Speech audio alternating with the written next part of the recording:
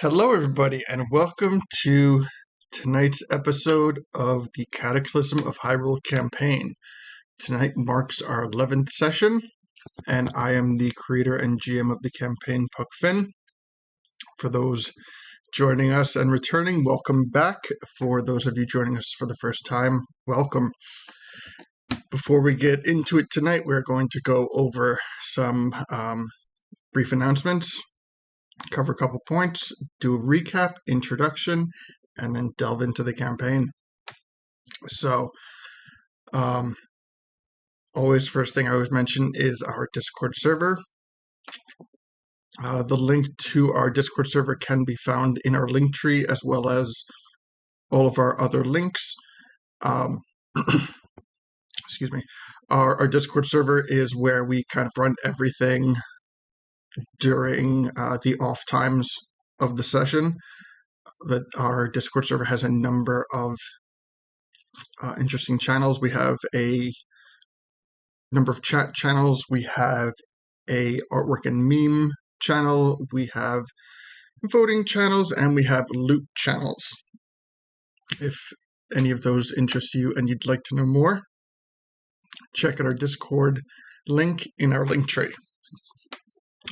Aside from our Discord, in our link tree, we also have a number of channels, including our, excuse me, including the channels that we raid or have raided. So as of right now, we have 3 other Twitch channels on our link tree. All of those which you can check out. All of those are people who follow us as well as we follow.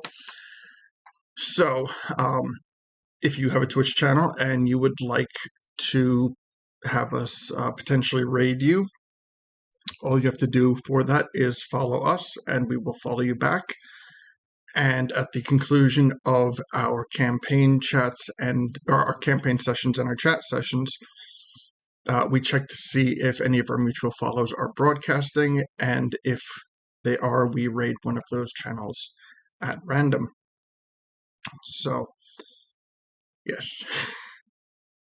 Quite honestly, I hope everyone is staying cool because wherever you are, because right now it is so hot right here tonight. So I'm trying to stay as cool as possible. But if I get a little bit, if I start to glisten a bit, it's a little hot here today.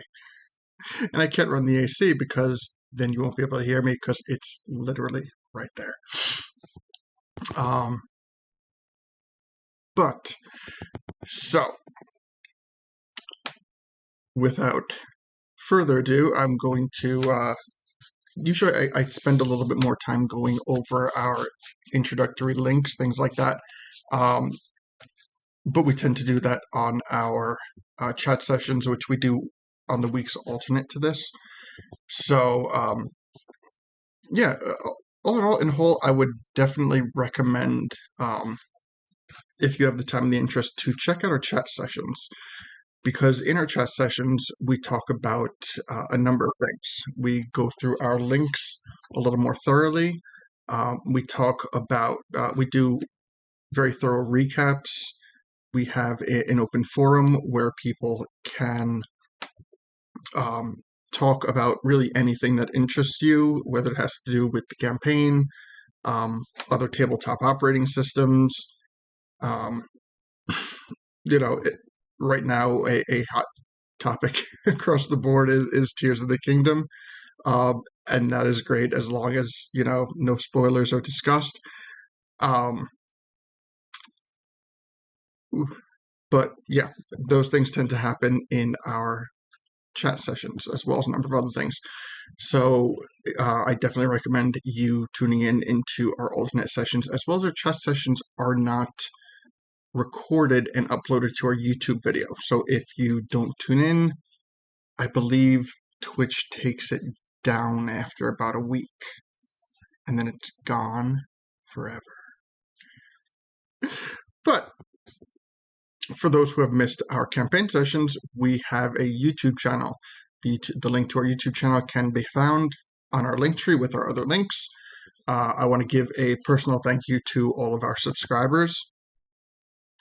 Yes, 7 days and then oblivion. So, we have acquired a number of subscribers, and we are really doing what we can to get our YouTube channel up and running. And once that happens, we can utilize the channel for a little bit more than what we're utilizing for right now. But for the time being, thank you to all of our subscribers over there, as well as our followers here. So we're going to go over introductions, do a little recap, and jump right into it.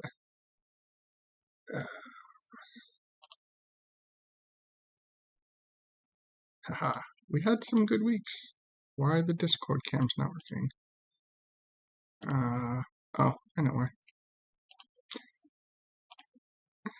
Did that fix it? Yes. All right. Excuse me. All right. So, first up, we have Gully. How you doing, Gully?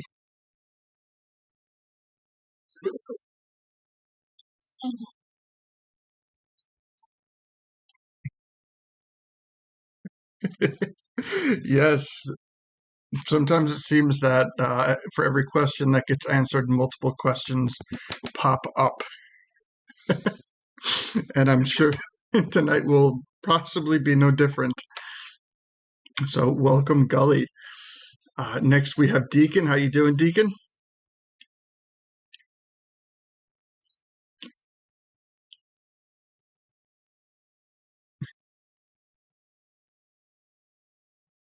All right. Fair enough. We will try to, if it happens, we will try to work it into the role play as much as possible. I'm sure Deacon is in the same boat as me, where he is just suffering from this heat. We've been having strange, like brief intermittent claps of thunder. Oh yeah. So um, if something like if the broadcast gets interrupted, it's probably because of the weather we're having right now. Um, we're getting some pretty intense thunderclaps, and I'm not sure what the rest of the night will bring. So just as a heads up, if we get disconnected, if we do, I will try my darndest to reconnect, and if if I'm unable to reconnect, I will um, notify everyone as best as I can that we will not be able to continue for the night. I don't anticipate that, but just planning ahead. So welcome, Deacon. Always a pleasure.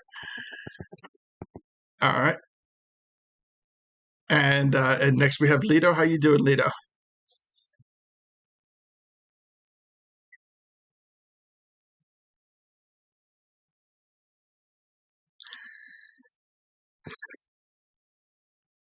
Yes, we did end the session on a rather sour note for Lido, and we'll get into that in the recap for those who missed it.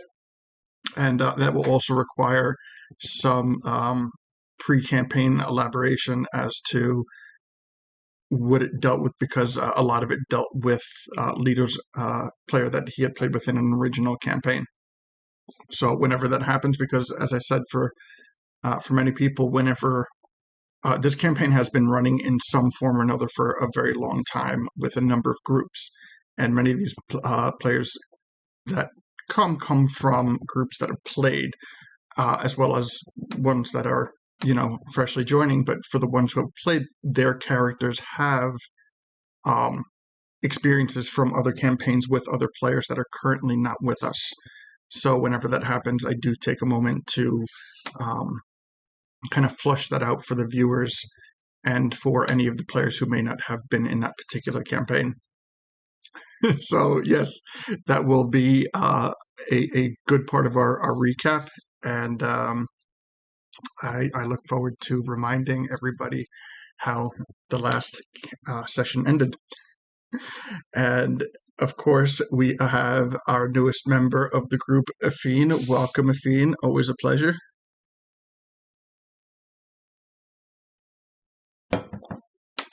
So anything particular that you were looking forward to or having planned for tonight?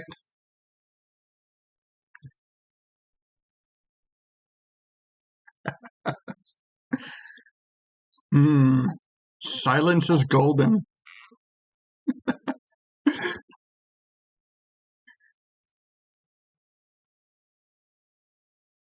All right.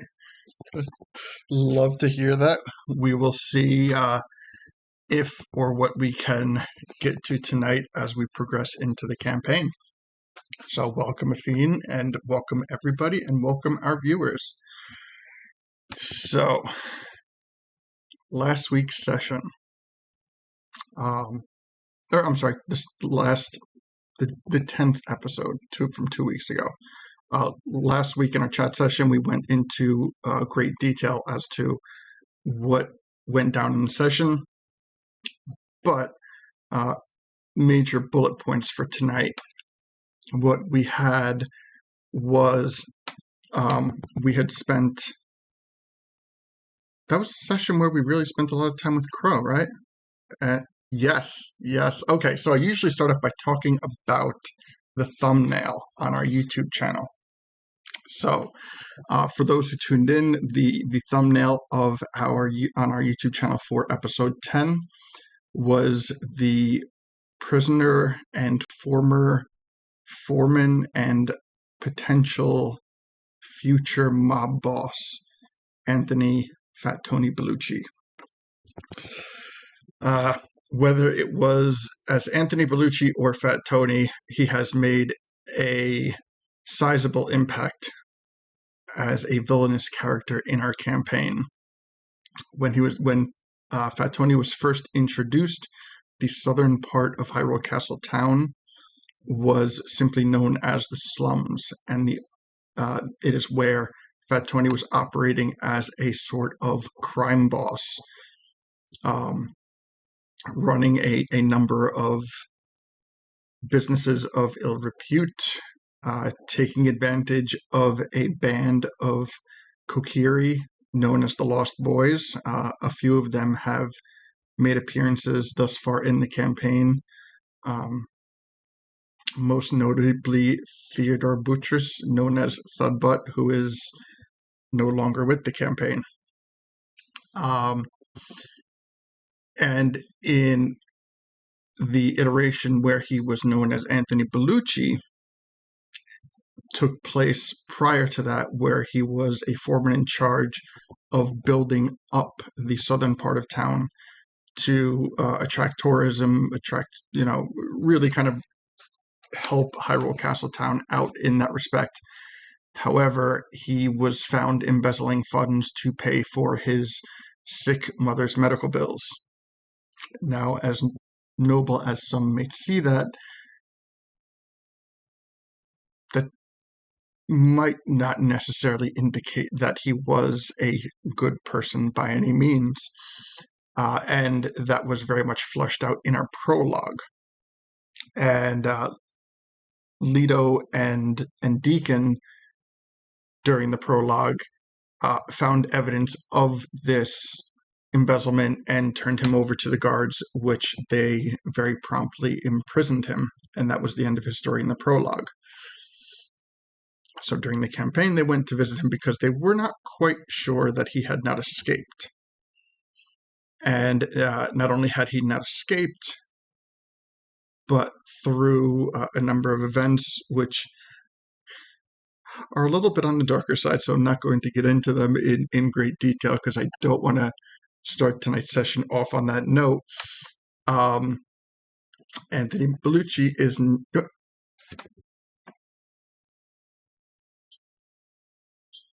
Oh. Okay. Oh, all right. It should be okay now. Try it. Sing me a song, Leto. Testing.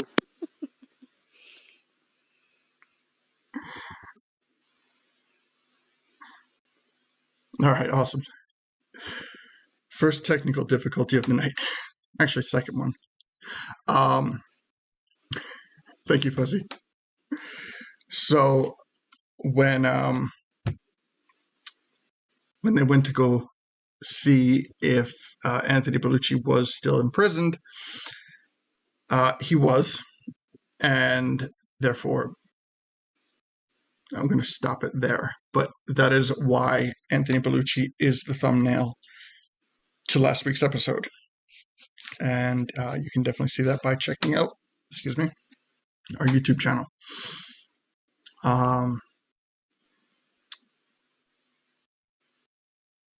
Refresh me, Lito. Who was it? It was Zelda that gave you the information about some of the lost ones are truly lost. Yes. Okay. So I guess so the way that I will start it out is saying that many of the positive aspects in the community, in the campaign, are derivatives of Hylia in some form. That includes Zelda, that includes the three goddesses, and that also includes their personal personifications or aspects. In Gully and Lito's original campaign, two of those aspects were being played by characters who were no longer with the campaign. And when Leto had asked about a character by the name of Lynette, who Leto was very close to, as well as the other aspects, Leto was informed that they did not make the transition through the Cataclysm. This sent Leto into a bit of a spiral. He departed from the group, ended up in the bar at the inn, intoxicated, and subsequently ended up casting a fair amount of lightning in his drunken stupor to try to scorch her name into the earth outside of Hyruls Castle town. For those who witnessed it,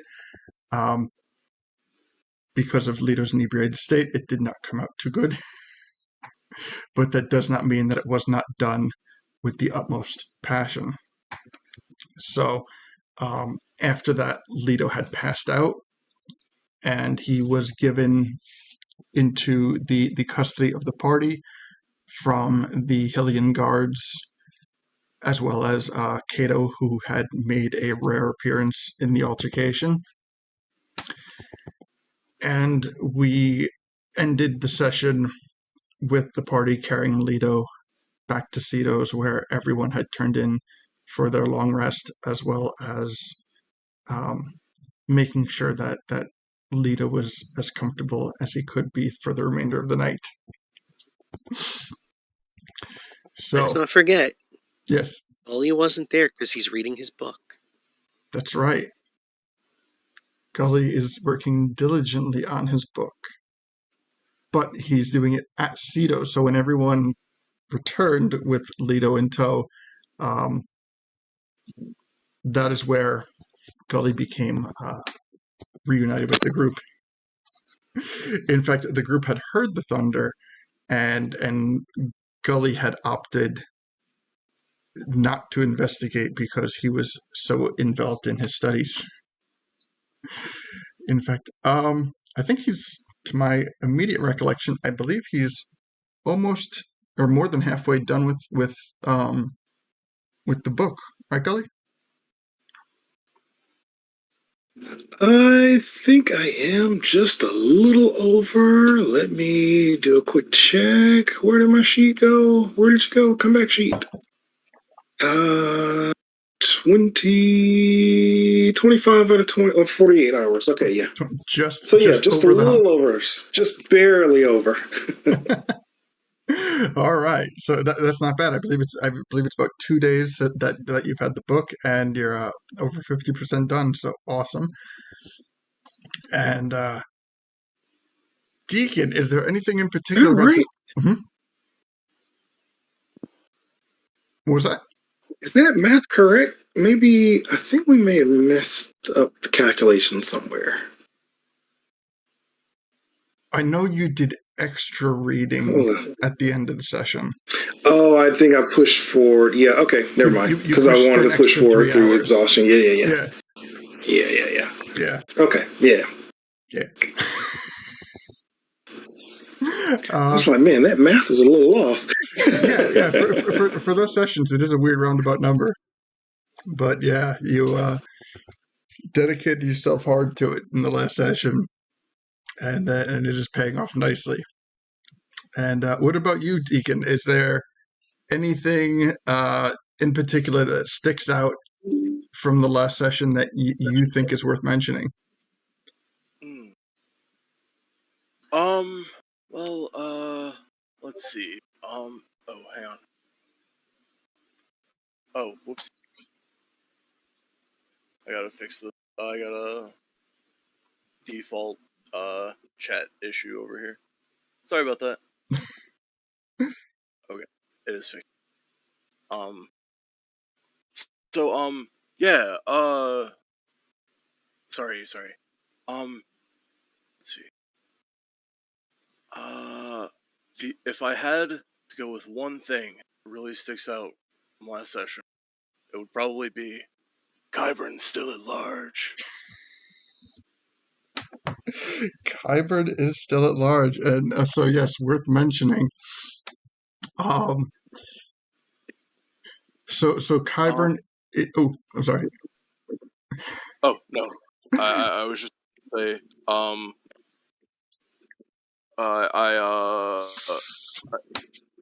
sorry. I was just gonna say we dealt with Qyburn's phylactery in that episode, right? Correct. The episode before. So yeah, Leto has big fancy pants magic sword hilt. We need to give it fancy pants magic name. You see, but that comes later when he's awake. Correct. So okay. So to elaborate on that, Qyburn, it is safe to say he is one of the most notorious enemies in the campaign thus far. Definitely has wrought the most havoc and death to players throughout the campaigns. And in the prologue, he was killed by Leto, and his staff was, taken by Leto.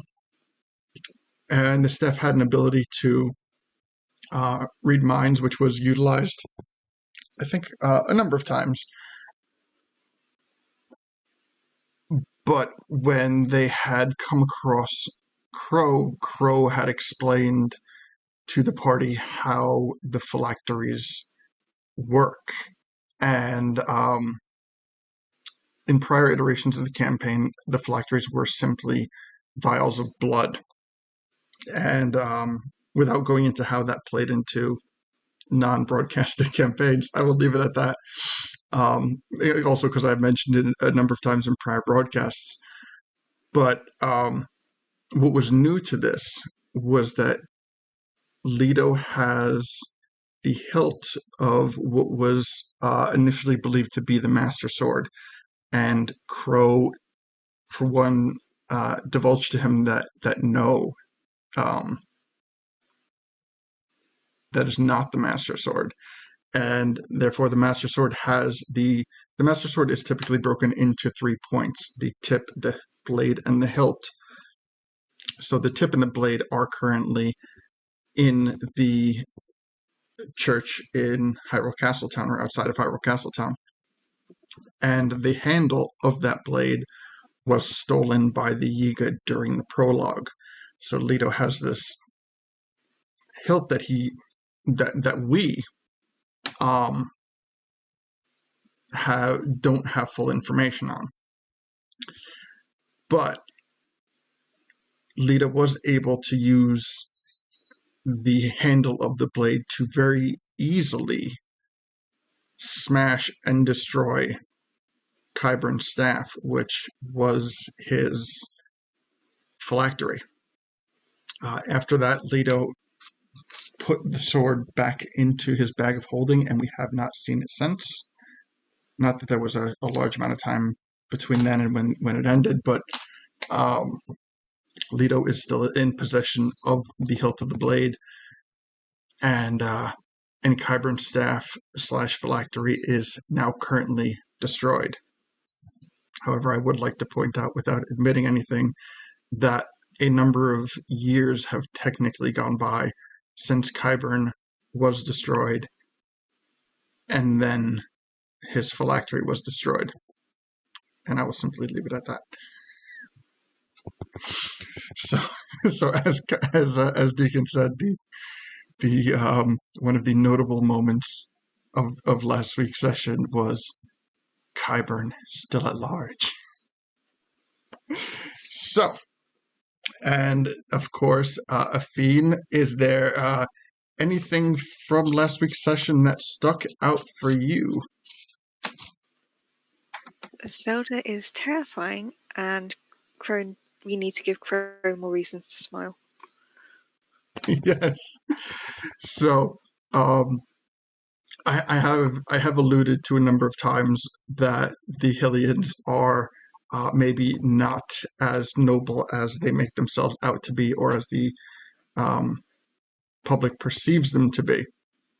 And this was noted by the stark difference between what people saw in Hyrule Castle Town, meaning they could see the throne room, they could see the artwork, the tapestries, very, beautiful, well-constructed things. But the moment that our party descended beyond that, when they descended down into the prison, they noticed that things were,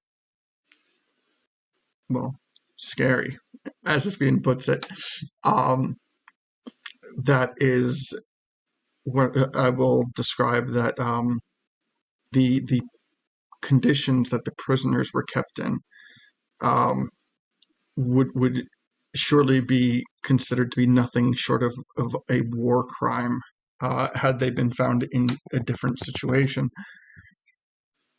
But the Hylians run the show, they are in charge, and nobody, anybody who has attempted to oppose that has been thoroughly subdued.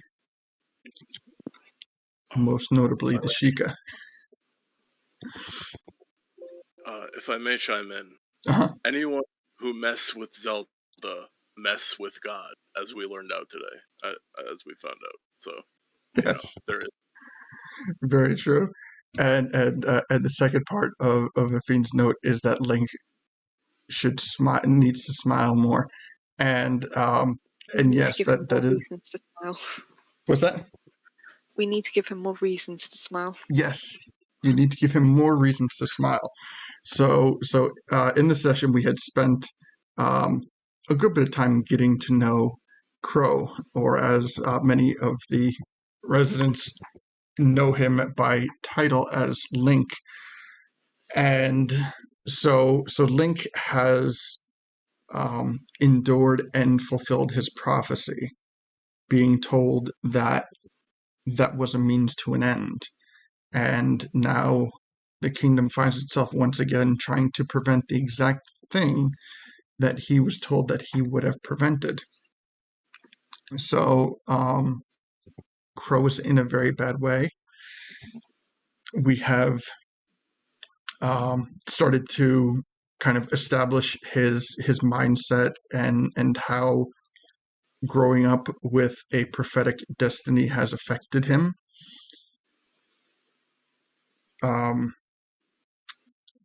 And yeah, if he can be given more reasons to smile, then it might turn him around, because he is not that jovial, tall grass cutting kid that we all recognize. But he is alive, and he is the Link who destroyed Ganon. And, well, at best, he's a bit lost, as many people can be from time to time. So, we ended last session on a long rest, and even being passed out drunk counts as a long rest. So, eventually, day begins to break, and you can hear birds chirping outside of Cito's. The light begins to break through the windows, and who's the first to awaken?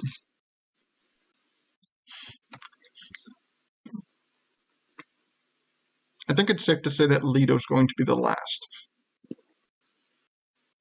Yeah, that might be Gully.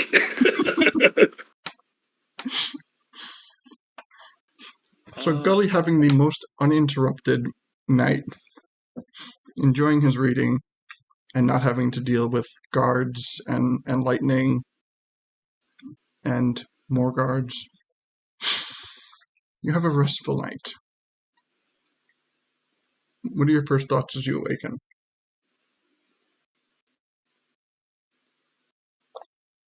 Oh, wow.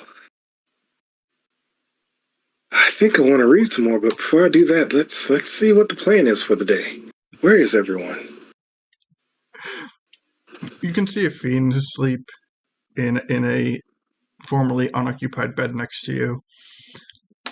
You can see Deacon nestled up in his little type of nest.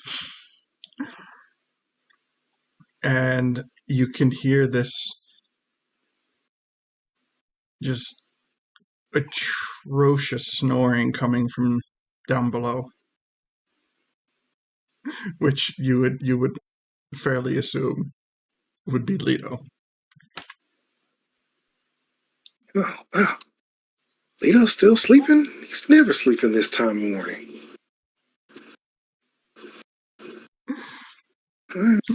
I'll check on him. All right. So as Gully begins to get out of his bed, he's anything but quiet. He's a fairly large person, and just the sheer weight of his feet on the boards begins to stir Afine. And Afine, you've spent your first night in this in Cito's. It's an area that you are not too familiar with, but by the time night came, it was just, you went with the flow. And you can see Gully kind of lumbering around in his half-conscious stupor, starting to make his way towards the sound of Leto snoring.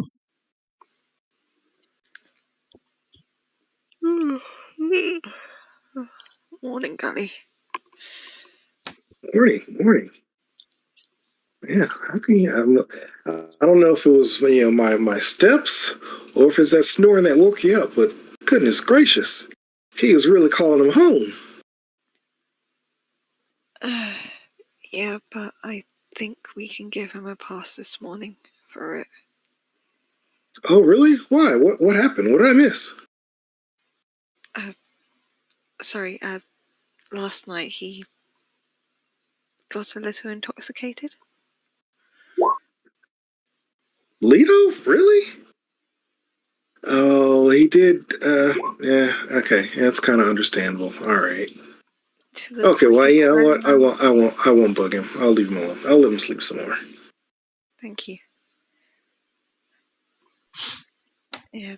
Apparently, it was quite surprising. Yeah, that's not usually his character. Must have really got to him. All right. And so while this conversation's being had, Deacon, you awaken. I want to say about midway through this conversation, as Afine is starting to describe to Gully the events of last night. Well, I remember we had convinced the guards that he was just clearing up the deforestation that occurred. And so I just kind of like I stay nested in my little Deku flower, but I just kind of like poke my snout out over the edge of my little nest. And I kind of like, hi guys. Sound like a lot going on. Everything okay with you guys? You sleep okay? Seems like Lito had.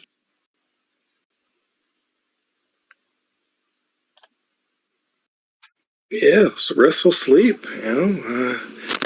No crazy dreams tonight, or last night, should I say? It's morning now. That good to hear.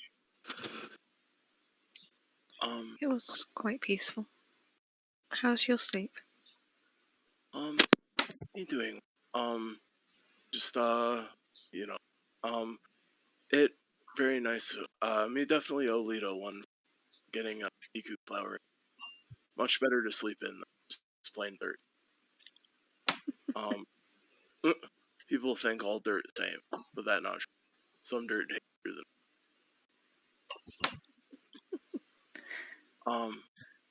But yeah. Heard that maybe we should let him sleep, but also maybe we could hang around for a bit and do some stuff around shop. That way, we can still be there for when he wakes up. You know? I think be that might. Not sure, but thoughts that okay. That sounds like a good idea. I mean, if doing things around town means, we walk across the street to grab some food, sounds good to me. That worked. Maybe we can bring Lito some hot soup. Oh, yeah, that's good. Soup always make me taste. Yeah, soup's good any time of day. Yeah. All right, so you start to head down to the main floor of Cito's, and you can see that the that it's open for business, and it's a little quieter than usual, but it's still a fairly busy shop, and you can see that Leto is just kind of like draped over his sleeping pond, and the sound absolutely is him as he's draped over. You can see as he inhales, his back just kind of like arches as this horrific chainsaw sound comes through, and then his back kind of deflates as he exhales. And both workers and customers alike are trying very hard to just completely not notice him, for trying to either be polite or not wanting to make a scene or just pre-consume with their own business. Yeah. So do you pay him any attention or the shop any attention as you make your way downstairs? Does it look like there's any way we could make him physically more comfortable without potentially drowning him in the pool? How deep is the pool, Lido? About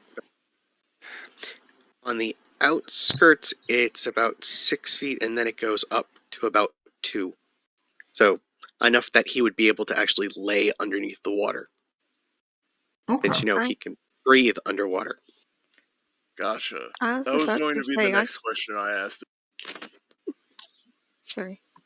No need to be sorry. If you had a comment, feel free.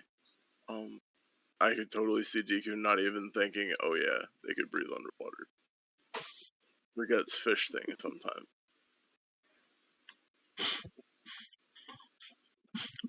What were you going to say, Fiend?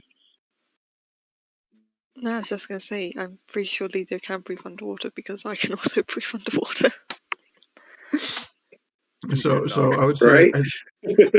as Deacon and Gully are kind of like pondering the situation, if he just very subtly interjects, and he's like, we can breathe underwater. So it's safe to say that the enough time has passed that he has processed his drink, and that's not really so much an issue anymore. So if you do feel, in your opinions, that he would be more comfortable not draped over his sleeping pond, you would not be in any danger of him drowning. I mean, that just looks so uncomfortable. Should we leave him like that? Yeah, maybe you can put him slightly in the water, enough for his. And he looks at Athene as if like a question mark is over his head, like gills can breathe. Gills, yep. Yeah, okay, so yeah, let me just go ahead and lay him on in the water more, because that's just not good. That can't be good. He's gonna be hurting all over. So you push him back into the sleeping pond, Gully. Yeah, All right. kind of stretch him out a little bit, straighten him out so he's not all cocked all over, and hopefully prevent any crooks in his neck or anything, because he's looking a little rough right now. All right. So as Gully pushes him deeper into the water, you can hear just one faint voice from the customer base, very calmly and sheepishly call out, says, "I'll never let go, Jack. I'll never let go."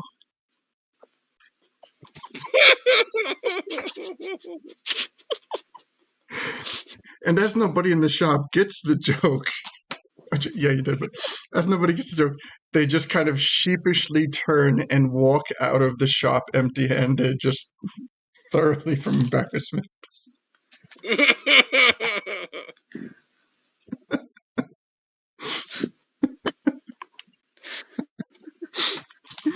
So, all right. Pushing him back into the water does not wake him up. He is continuing to snore under the water, except at this point you can now see the bubbles through the exhale emerging from his gills.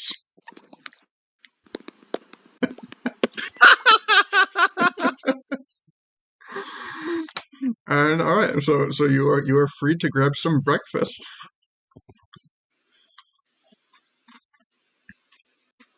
Would there be anywhere in the shop to make tea? In Cedos? Yep. Yeah, you know what? Cedars, there is. Absolutely. Like it is a very herbally based establishment. I can tell you, it's behind the register. Basically, there's a little pot stand that's always there because he makes tea randomly. Well, random, often. As a Brit, that warms my heart so much. I am having problems with names today. What is the alchemist's name? Isaac.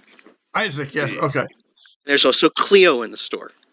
Yes, and Cleo is the clerk. Okay.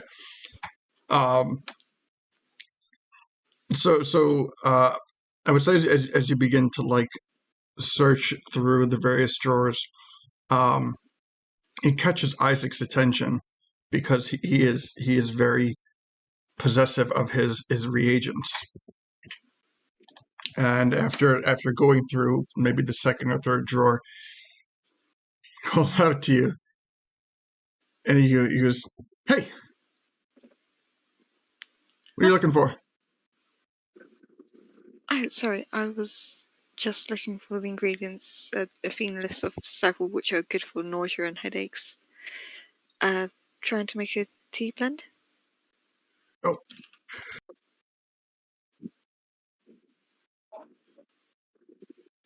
Excuse me. Thank you. Bless you. Thank you. By the way, Isaac's never met her before. Neither is Cleo. I know, but they don't. He doesn't want to come off weird because you're both Zorans, and it's not a common thing. So he doesn't want to make any assumptions by anything. He just sees another Zoran come downstairs and silently connects dots, whether they're accurate or not. But nevertheless, it is still somebody tinkering with his ingredients, and he goes, "Oh, well, let me show you because I have everything meticulously placed, and I have a system, and I can't have my system tampered with." And he goes and he joins you, and he is, despite his abrupt voice, he is his mannerisms are not abrupt in the same way. Oh, brilliant. Thank you so much. And he brings you over 2 and down 3 from where you were looking. So you could have very possibly been through any number of drawers before you found what you were looking for. So now that he knows that he has what you're looking for, he takes a small bit out, and he goes, did you all, excuse me, did you all have a rough night last night, or was it just Leto?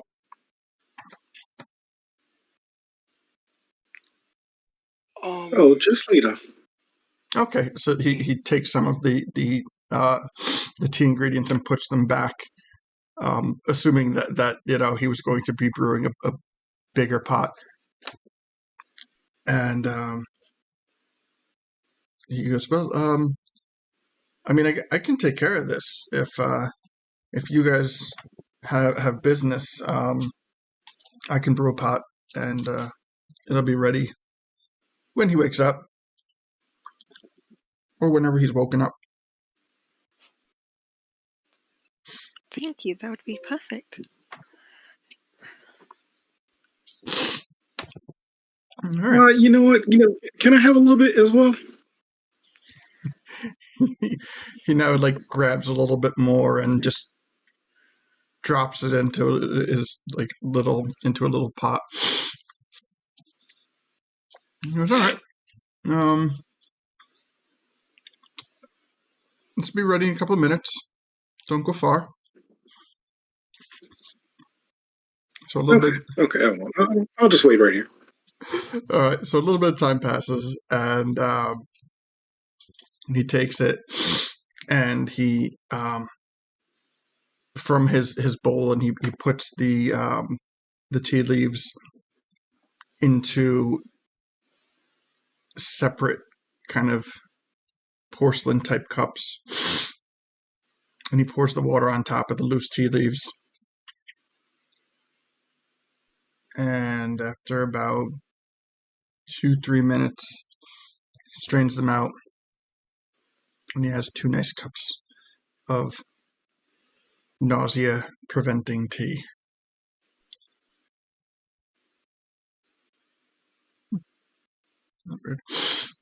All right, so he hands one to you, and he hands the other one to Afine.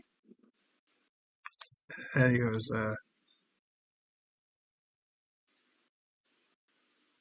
you want me to wake him?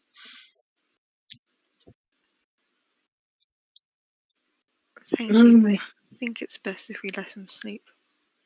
All right, well, he doesn't seem to be bothering the customers as much anymore, but now that he's no longer draped. Okay, well, we can set it aside. I wrote you a quick message in Discord. Did something happen with the chat? Nope. Oh, okay. My chat screen looks a little funny. All right. Gotcha. Okay. Yep. And Gully, he goes ahead and he sips away at that tea. All right. So you just take this nice big steaming gulp, and it is horrifically disgusting. It does not cause you any adverse reactions, but from Oh man, this is horrible. This is bad. This is the fiend, Deacon. Oh man, we got to get across the street. Oh, I got to get this out of my mouth. Oh, this is horrible. And as you continue talking, Cleo's neck kind of like snaps back towards the group, and then back to Isaac, and looks at the cup that Afine is holding, and notes the golden coloration of the tea, and she kind of like snaps visually back at Isaac and says, "You didn't put the freaking berries in it." And Isaac goes, "You don't need the berries, you just need the leaves." And she goes, "No, the berries make it palatable.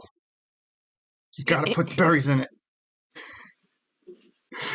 And Isaac kind of like turns his head and mumbles and like goes back to his work, but says something to like, you can understand, like under his breath he's muttering something to the effect of well, that's the last time I try to help anybody out, and I got important work to do, and I could be doing better things other than just making tea. And he's just like very very much internalizing this agitation as, as he just like goes back to his own thing.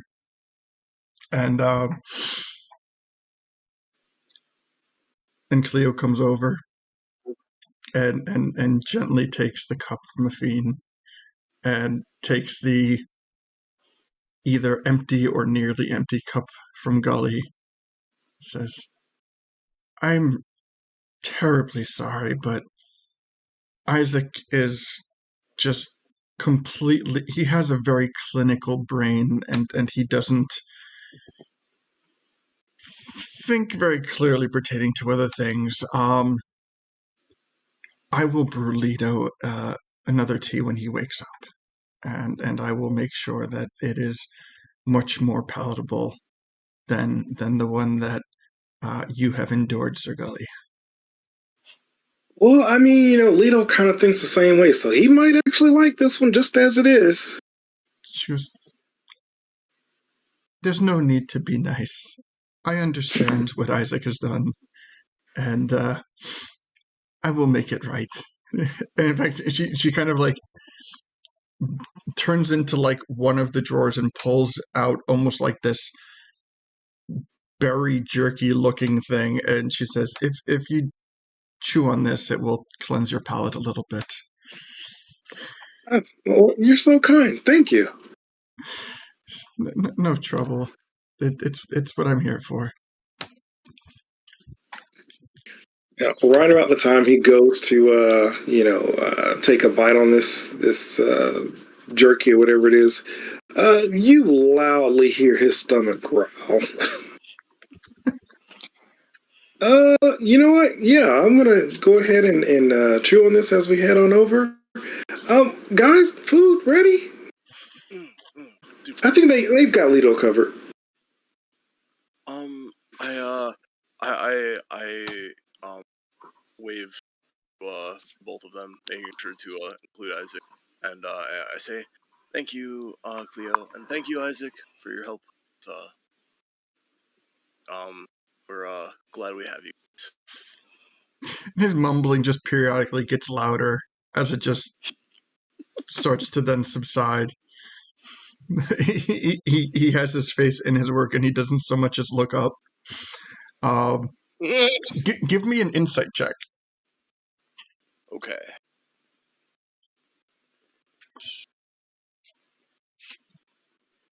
6. Okay. Yeah. He just grumbles. Fair.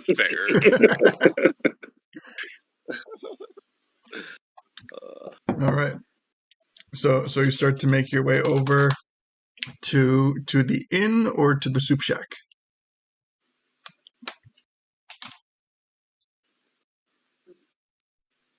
What was at the end again? I'm sorry. The inn has the buffet, right? Mm-hmm. Correct. So, if Fiend, our options are, a soup establishment or a place that has a buffet, where we can get a lot of different, types of foods to try out and have for breakfast. I'll leave it up to you. Whatever your palate has a taste for this morning. Thank you, but I'd be happy to have anything this morning if you give me 10 seconds. I just need to sort out something. Sure. And Gully pulls out a coin. Okay, heads, tails. Heads in, tails, soup shack. And he flips it. All right. Yeah, And I don't actually have a coin. well, give me a. Or you could just give me a D2 in Roll20 chat. Alrighty, D2 coming up. So 1 is soup and 2 is buffet. Oh, I forgot the R. What? I'm not doing this right somehow. 1d2. Ah! It's the OMG.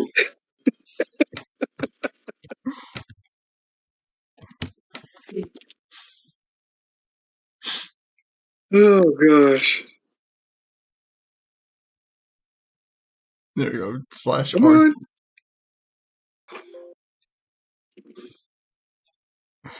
Wait, did it roll? There we go. There we go. Yay! All right, so buffet it is. All right. So Jeez. you come to the Struggle bus. That's all good. All right, so you come to the buffet, and the 3 of you walk in, and again, I am brain farting with names. Does anybody remember the name of the hostess? Oh man, I am so forgetting. Oh, With that one, I don't. did I hear you say something, Lito? Wait, I can actually, tell you. Uh, Her name where is it? I know I have it. is Natalie. Nancy. Nancy? Nancy. Nancy, the hostess at the inn, giving poison oak powder and the antidote. Have it written down. All right, okay. Wait, who's Natalie then? We don't have a Natalie yet. I thought we did have a Natalie. I have Barry, owner of the soup shack, and I've got Natalie works at the inn tavern. Okay, maybe it was supposed to be Nancy then. Okay, never mind. Maybe they changed her name, or maybe I'm just horrible at remembering names. All right, well, we'll go with Nancy. We'll go with Nancy. I'm going to change my notes to say Nancy. So, all right, so you walk in and you can see Nancy at the kind of hostess desk, and she the moment she sees you, she recognizes most of you. Well, yeah, she recognizes Deacon and Gully, and she goes, "Oh, welcome." And then Hey, Nancy. she's like, "Have you come to dine, or have you come to set people straight? Because it's been a fairly quiet morning." Oh, dine, for sure. And we brought someone else with us new. This is the Fiend. Ah, Fane, welcome. You are in good company with these gentlemen. She's away at the moment. Okay. So as So, oh, sorry. Yeah. I was gonna ask. So, is this the one who was there for when I But unfortunately, yeah, yeah. that's what I was. yes, Mhm. Okay. Is she the same as the one who was there when we broke into that room? yes, Gotcha. Wait, which with the Minish. With Oh, the okay, Minish. yeah. Yeah, that was her. So Deacon's approach is rather sheepish because he's still very embarrassed about that whole situation. Um, and so he looks like visibly like a little nervous this time. Um, yeah. You know what? I'll give a.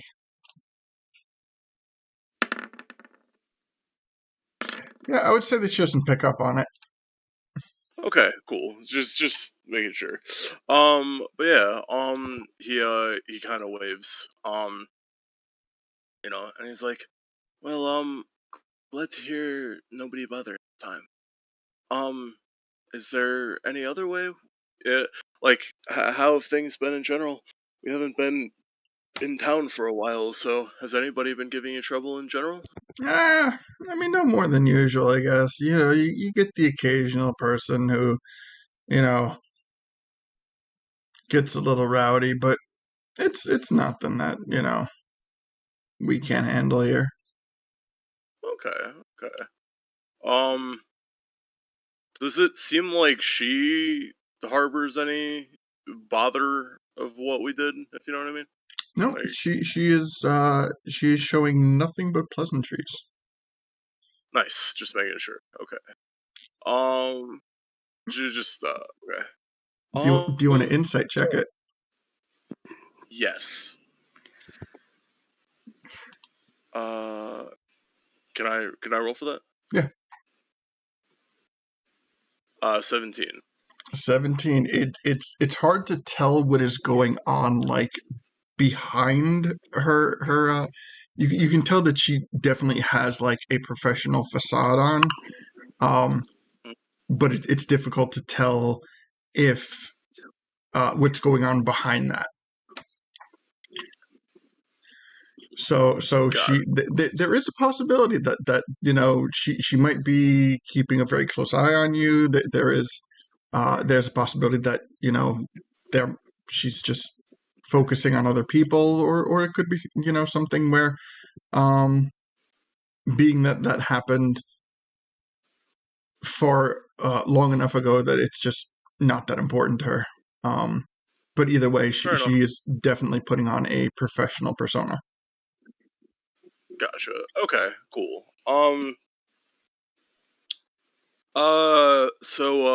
Deacon kind of sighs. Not exactly because he's relaxed, but because he's kind of like, he's, I guess, more like almost defeated himself, Hmm. And he's just like, well,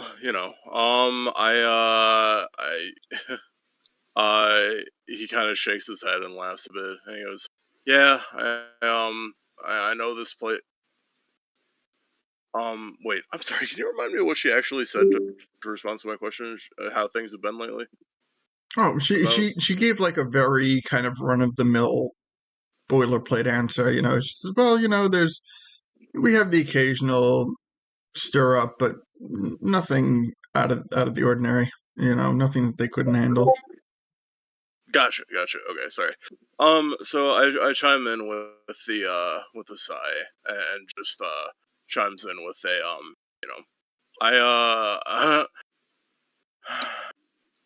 I I can tell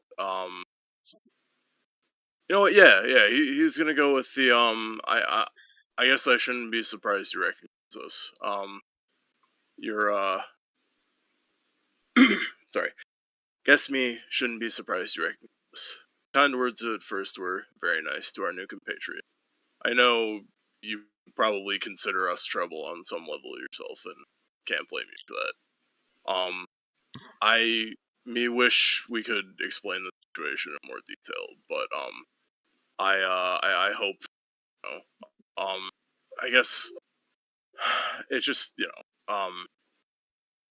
he kind of steals himself and commits to the fact that he's going to try and give an explanation. Is sometimes we we were trying to help you know uh some people who basically left some things in that room and we didn't know what we. It was just a bad situation. We got given some bad information. We're professional adventurers. We tried to act on it much in the way I tried to act on Bud, and it just didn't work out for us. And never really had the chance to go and address that properly. So if it drew any heat on you, you have my formal apologies. I wish there was something I could do to make it right, but probably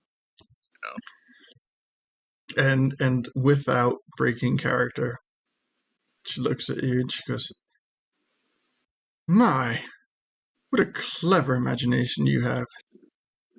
You should write a book." She goes, "There's really no need for any of that because, sometimes good people do bad things, sometimes bad people do good things, and sometimes good people do good things, and sometimes bad people do bad things. But you've been overall helpful. And being able to rely on somebody in difficult times creates a situation where, in my opinion, nothing else bears a need for justification." And then she perks up and she goes, "So just 3 today?" Deacon nods, and he gives a thumbs up, and he says, "Just 3 today." All right. So she takes you over as she starts walking you in, and she asks if you would prefer a table or a booth.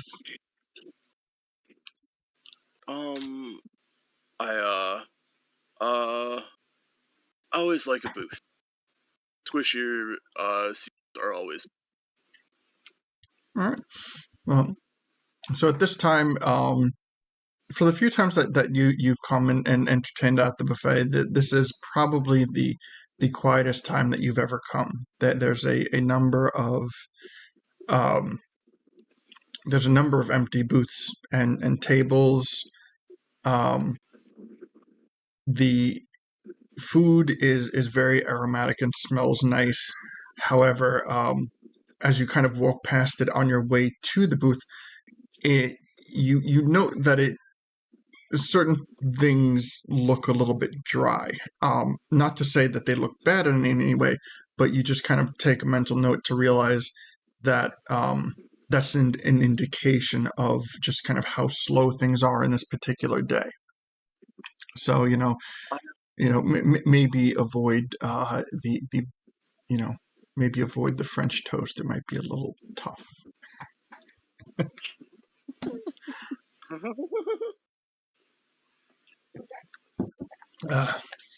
So she sits you down. She hands you each any plate, silverware, anything that you might need.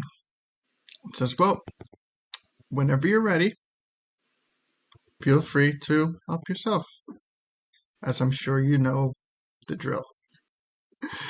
And if you need anything, don't hesitate to ask. And if I need anything, I won't hesitate either." As she kind of like winks at your whole party before going off.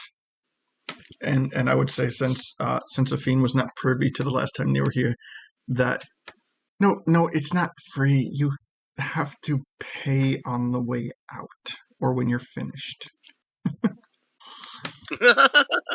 If you try to get a free buffet, there would be a problem.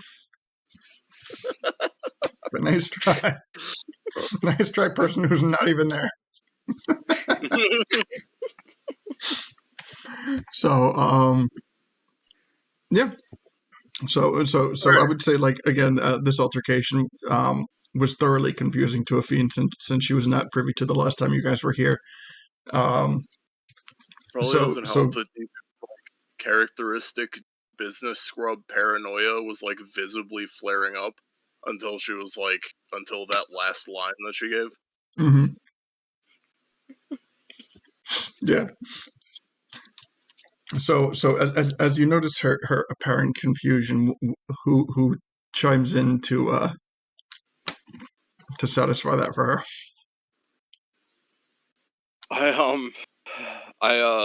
Deacon kind of sighs as now he feels like he can finally relax, and she's basically been like, oh, okay, it's blackmail. At least I know what I'm dealing with now. He doesn't say that out loud, but like that's okay, cool. I know what we're dealing with now. And It's an and understanding. exactly, it's about the implication. Um, Let's get a boat. so, yes. So he glances at a fiend and asks if and as if it's like pleasant mealtime conversation. He asks if she's ever heard of the Minish. Can I roll a history check to see if I know of them? Absolutely. Cool.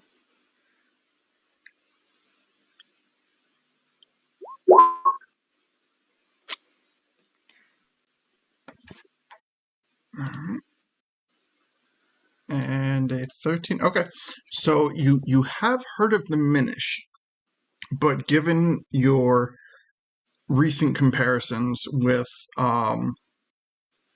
your original timeline versus this one, you are a little bit hesitant to be confident in what the Minish are in the here and now. And so you can either like potentially play this off like you don't know, even though you know about the Minish where you're from, or you can do kind of something along that lines.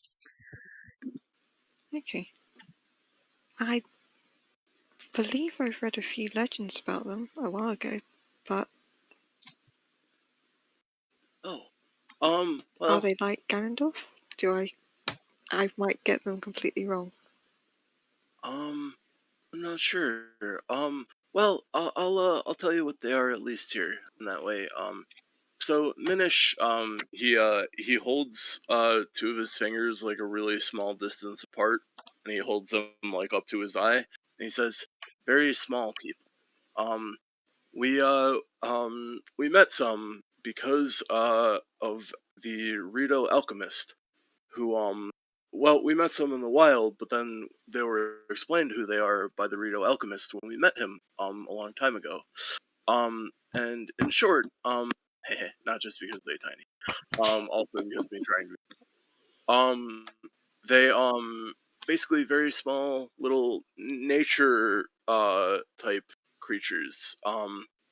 They live inside buildings and inside little plants and jars and stuff like that. And they're just trying to live their own life. Sometimes they have to deal with like insects and stuff like that, and it's kind of dangerous to be that small. But they're trying to live their own lives. And in return, they have a little more connection with nature than we do. I think they have their own kind of magic. They used to be able to help us with certain things that we were looking. Um, and so they anyway, the Rito alchemist asked us that if we ever find some, that we should do our best to help them, however it is that we can. And one of the things that Leto did was he found that there was a colony of Minish here, and he wanted to make sure that they were like well fed, and wanted to maybe hire them to take care of like an apple tree as like little natural pesticides, and also make sure that they were fed, like eat the apples and stuff like that, while also like making sure that nobody got sick when they tried to eat the apples, if that makes sense. Um, so yeah, we came into the room to offer them a deal. We thought it was just a plain empty room, so because we didn't want whoever we were in a hurry for reasons I don't remember. And when we tried to get in there, I think I picked the lock, No. We asked the lady for a key, even though we weren't staying there. And I kind of like, as subtly as I possibly can, nod my head to the server lady. I say she gave us a key, and it turns out a family lived there. They had to call the guards, but we got in contact with the Minish. I had to play my and we made the offer, but then we had to go to other places because we got chased off by the guards because of what was on our part a misunderstanding or at least a bad decision. But we had the best of intentions. So that's kind of what was going on there, and I had to talk to her kind of forthright because I don't want to knowingly drag you into a situation where someone is quietly calling the guards on us as we enter. If that makes That does make a lot of sense, and yeah. Okay. Yeah, not our best decision, but we made it, and we were trying to help a little. Maybe we could show you them someday, but not going to take a risk of looking in there now. Maybe we find them in the wild. Not anyway. It's stuff. Lots of things for other day. But that how last trip. You had good intentions, but everyone makes mistakes. That's all right. DQ nods, and he gives the thumb. Did not help. My brain was not working today. Vivid memory, but low brain. Not hit. But yeah, all it means is we at least learned a good lesson. I take out the Minish flute that's like shaped like a dagger, and I show it to her just as like a little artifact. I say we got this from the alchemist, and if we play this, the Minish will respond with another song, and they will know that we are friends. Aww. Yeah, it's one of me prized possessions. Keep it very. That's really sweet. I can see why. I still remember first time we met them. Saved a Lionel. Not sure what Lionels were doing with them, but we were told by the alchemist that next time we see Lionels. To be honest, we should do more active looking next time we see one, but really got sidetracked in the last fight. Lots of things were happening back then. But yeah, that's a little bit of the magic type stuff from at least as I recall it.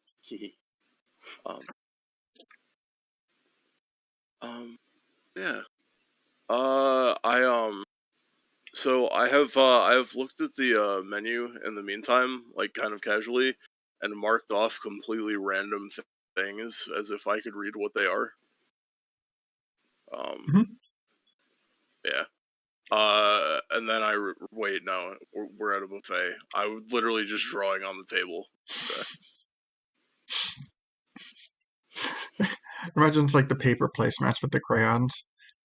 Exactly.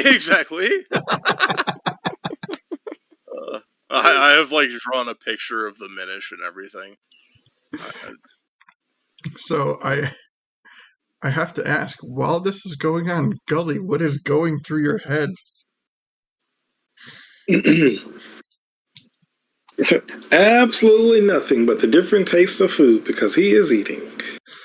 Oh, so while Deacon has gotten into this explanation of a fiend, or with a fiend, I'm sorry. As Deacon starts to get to like the tail end of the explanation, the whole bench just makes like this like boom, and this big plate like hits the table. And Gully has this very satisfied look on his face, like this is what he came for, and this is what he's about to do. Yep, you know it. So, all right. Do you guys continue your conversation, or do you take a moment and be like, oh, let's do that? Yeah, take the hint. Yeah, I should probably. It's a very subtle hint. Yeah, very subtle. I will take that. All right. So you Deacon and Fiend take up your plates and your cups and get your food and your drink and everything. And I would say by the time that you have gotten back, Gully has maybe gotten through about half of his food, and shows no signs of stopping. But um, the the topic of discussion has yet to be talked about for today as to what your intentions for the day will be.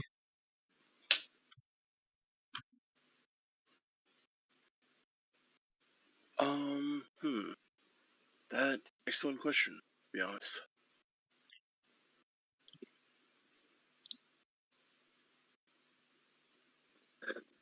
Well, so we got a lot of information dumped on us last night. Very true. Where should we go from here? Well, we have the Black Hawk Arena now, which does mean we're in a situation where we have very important decisions to us. Of course, it's not a decision we should make without asking Leto and stuff, checking if he feels better. To be honest, sure Leto okay, one of the top priorities for the day, or at least maybe something to help take his mind off things. But yeah. Aside from that, maybe we could or we could take a break entirely and search for something else. I he stops for a second. He's like, we also have the keys to the water temple, though. I don't know if you would particularly want to go home this time. I glance at a fiend. Go. Depending on I glance like back and forth from Fiend to Gully and go Gully, if you feel strongly about going, if you don't want to go to the fire temple immediately, we could always swing by the water temple. And then I glance back at if if you would be comfortable with that. Once again, question marks around the head. Not sure. What are you guys' I mean, thoughts? personally, I think we're probably going to end up having to go to, all of them anyway, so I'm fine either way. Okay. So, I'll, what do you think, Etienne? Do you want to visit Domain, or think you more time first? I'd be happy to go to either of them, but honestly, I'm not opposed or all too keen on heading back to Zora's Domain. Now I know this isn't my timeline. How do I put this? I'm neutral on it. Gotcha. Really wish No there worries, no was a worries. way we could, investigate.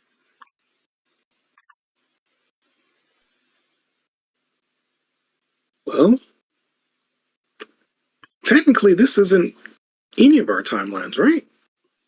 This is kind of like an amalgamation of all of them combining together to create this. It's very true. Yeah, But yeah, I mean, I'm not opposed to either. I mean, I don't know. Due to the nature of the location, I think Yufine and Leto will definitely be better equipped to immediately adapt to things that we may encounter there. So maybe we should go there first.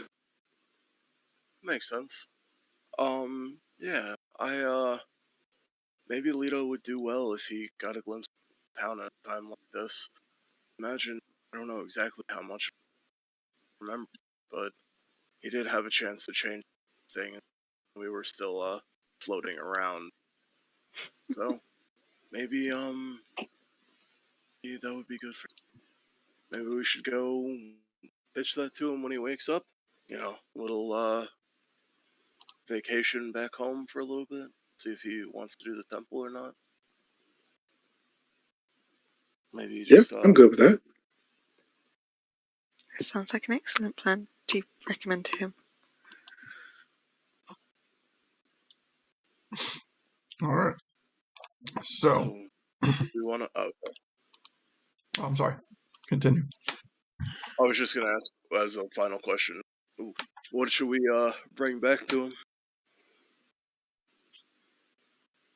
Oh, I mean, should just probably get him a variety of things.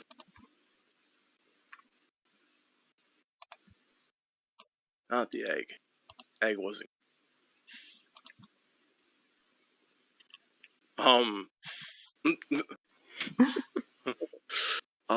But yeah. You probably know better about. Let me let you. But yeah, that all me got. Sorry. Oh. We probably shouldn't take him back anything greasy. So nothing greasy, not the egg, and something easy on the stomach. Yeah. Well, there is that dried out looking French toast. Perfect.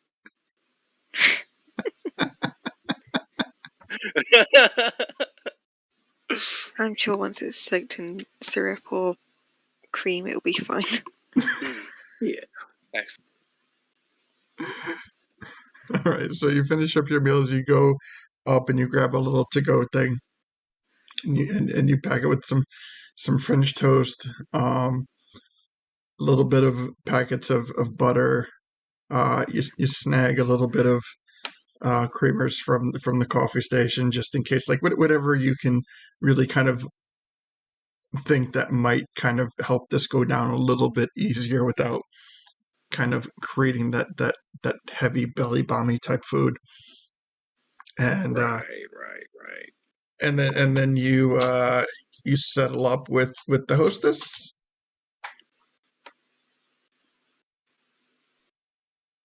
Yeah, that works. Yeah, and then we head on back over. All right. So let me see. The head is the hostess. Gives you the 3 head count with the to go, and so she goes. All right. So that'll come today to 40 rupees.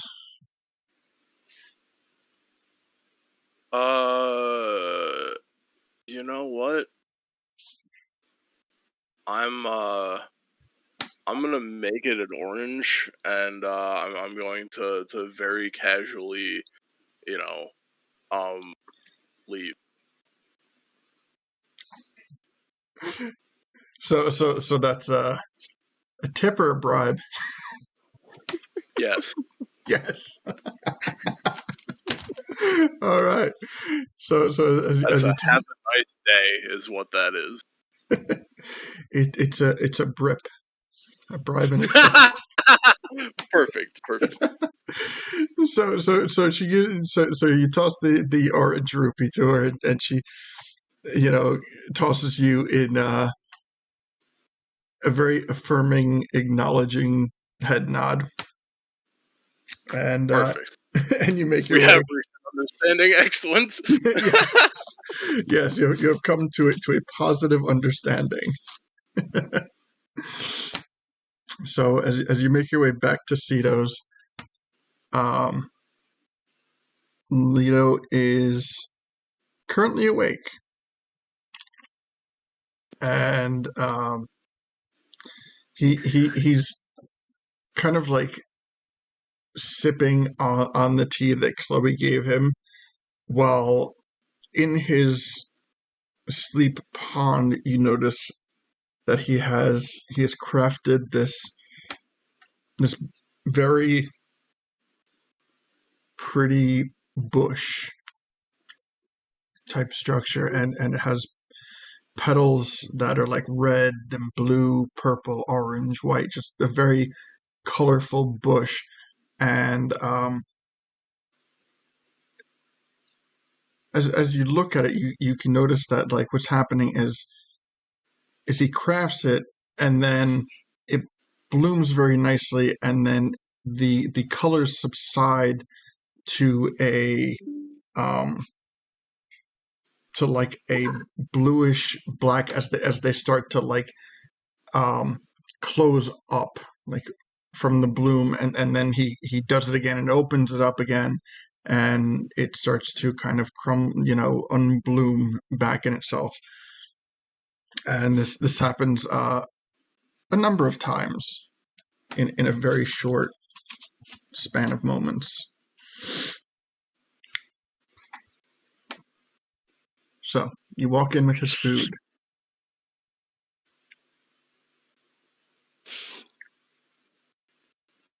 Morning. Hey, morning, Lee.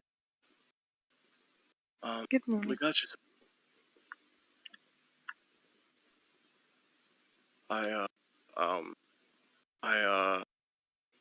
And not too much, but it, and I kind of like approach him, and I kind of like down kind of nearby if there's any kind of like table thing or chair, I'll put it on. I'll just put it on the edge of the pool. What you up to, man?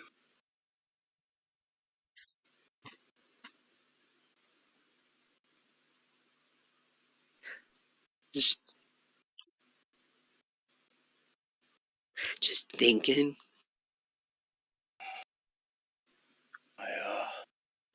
Bet.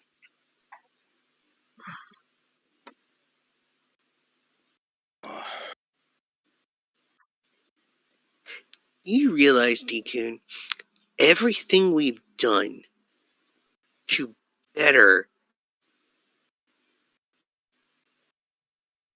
everyone else has just come back and either bit us in the butt or just started going wrong.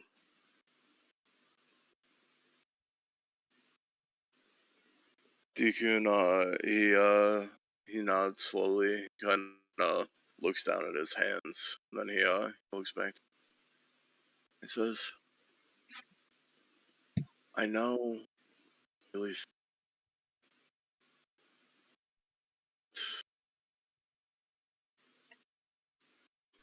think that white going think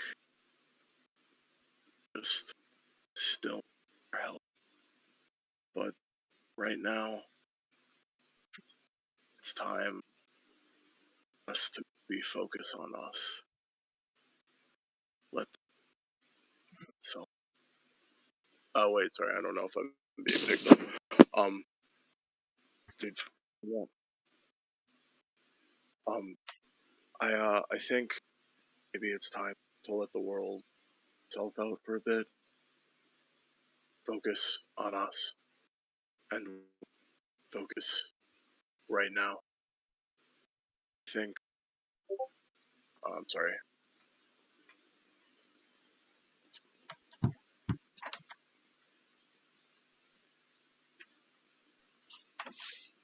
Um. Uh.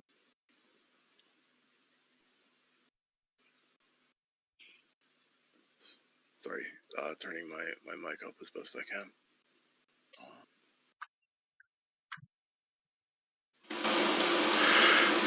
Is this okay? Sorry. Hold on, let me turn it. Very loud.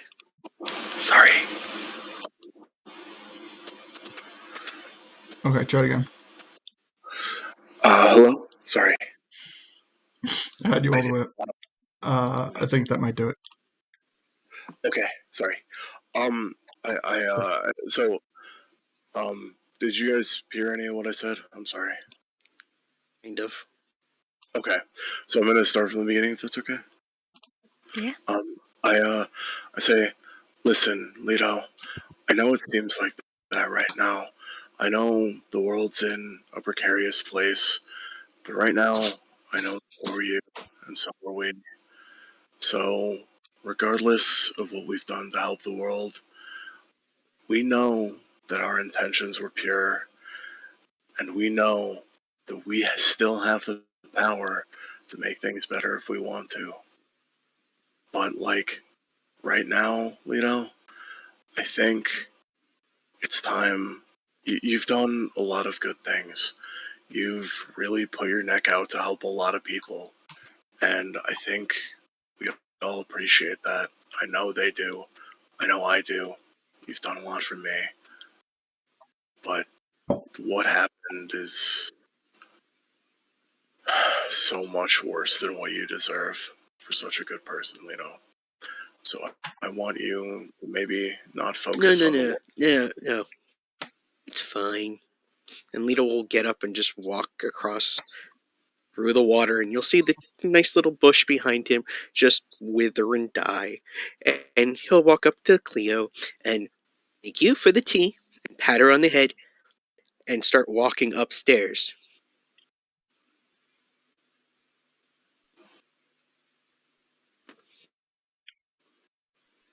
And what does everybody else do? Guess I'm not too good at this. I don't think many people could say the right words at the moment. Yeah, there are no words for this, unfortunately.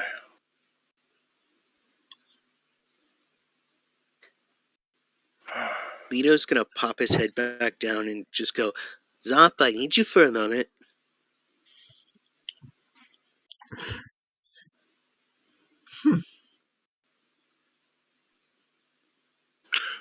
Zop yields no response, but give me a history check.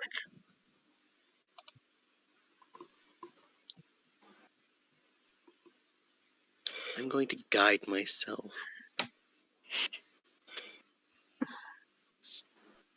I don't know why, but that's a 5.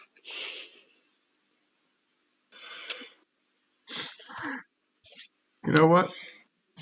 You call out to him a few more times, but then you realize that every time Zop has appeared, it has been in response to a question.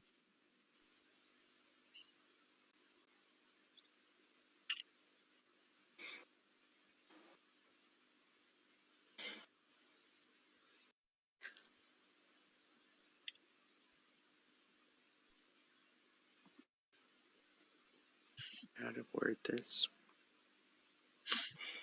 Zop, are you able to record? Besides, give out data. I have the ability to recall, but I don't have the ability to record. My function is to recall history and historical events. However, anything in the past is technically history.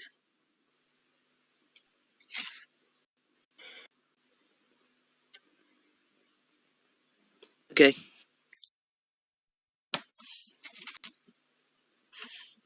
And he'll finish going upstairs. Okay.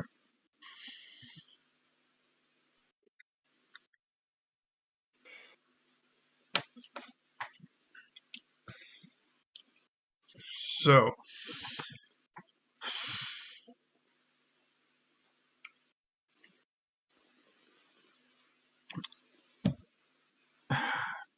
you know what? I'm trying to think how I can word this. You know what? There's really no way I can word this. But Deacon, since you were there last night, I would say that you got a fairly you would come to a fair conclusion that this has potentially something to do with Lynette and the fact that she is not present.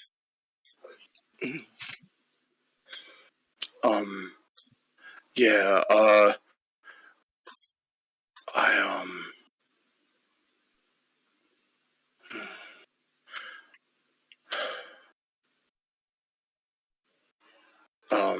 Yeah, Deacon's trying to think of anything he could do to help with this, but he kind of looks between Athene and Gulby,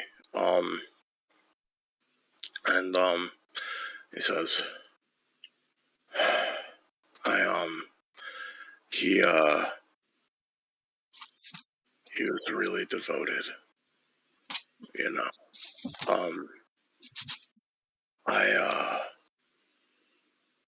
I didn't. I think even I still had hope for his and compatriots to still be with us on some level. Me wasn't expecting that they'd be gone. It seemed like they were just here and then they weren't. There's no way to handle that well, but I don't know. What do you think we should do for him? Gully, you've known him technically. Well, okay, I'm not going to bring time into this, but do you have any ideas?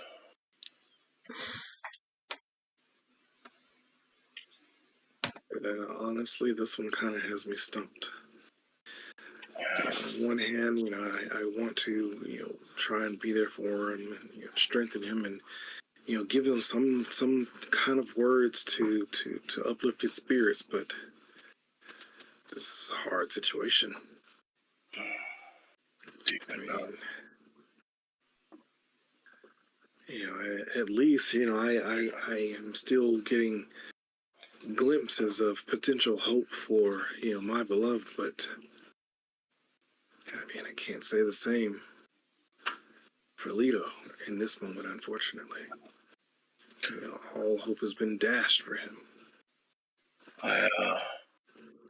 Deacon nods.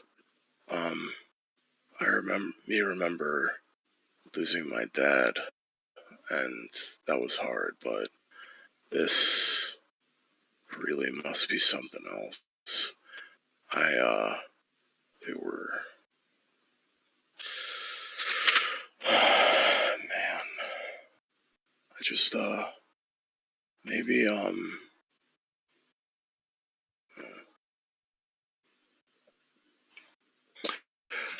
maybe, let's see. Hey, Greg. Mm-hmm. Sorry. I have to ask you something in Discord chat real quick. Okay.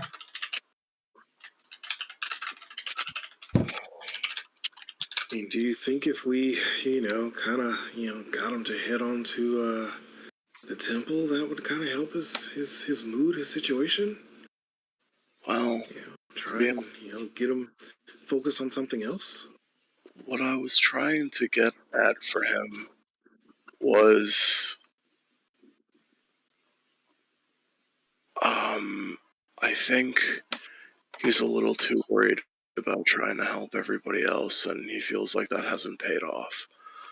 I think he needs to know that people are grateful for what he's done, or at least that he's helped people. I think the best thing that we could do is not to force him to go anywhere just yet, or do anything, and especially not somebody else, if that makes sense. No, this is true. I mean, if he needs proof of the good that he's done, I mean, just look, to your left. Ifine is right here. It's a life that he helped save. Absolutely. But I know what it's like when you feel like this is something different than just not being rewarded. He's given up something, and then something was taken from him. And nobody handles two different types of loss well at the same time. That's true.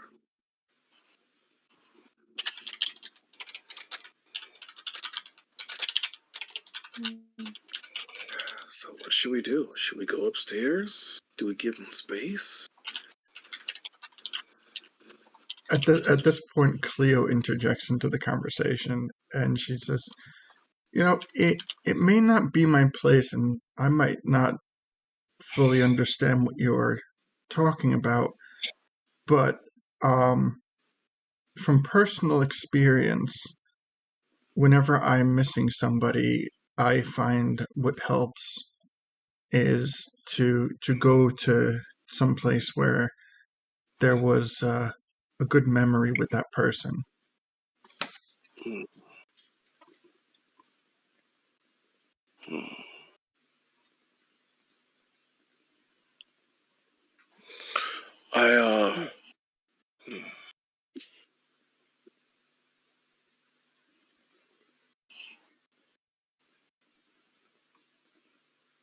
Oh, let's see. Where's a place that they had good times together? I was away from them quite some time, so I don't know.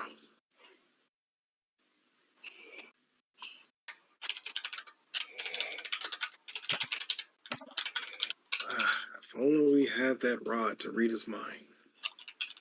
For sure. Yeah. Yeah, oh well, that's gone now.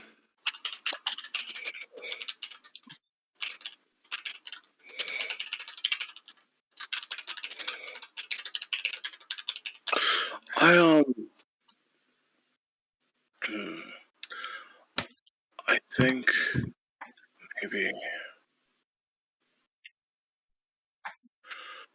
I think maybe he's Zora. Maybe we could bring someone from Zora's domain to talk to him about this type of thing. I mean, I don't know exactly where his fondest memories with Lynette were, but maybe, just maybe, something from his past will crop up for us, I just need to find the right person I could talk to. I could have him talk to. Yeah. Alright. I'm going to call up somebody that I know, if you guys don't mind. From Zora's domain. Right. Well, that's less intrusive than what I was thinking. I was thinking we find somebody to use the modify mind spell on him. But yeah, that's more humane. I feel ya. So I'm gonna cast sending on that person that I mentioned, and I'm gonna say, hey, I'm gonna say, hey, me not remember specifics, but saw you talk to Leto. He needs help from family right now. Can you help us in any way? 25 words. All right. So you get a reply. Let's see how I can word this.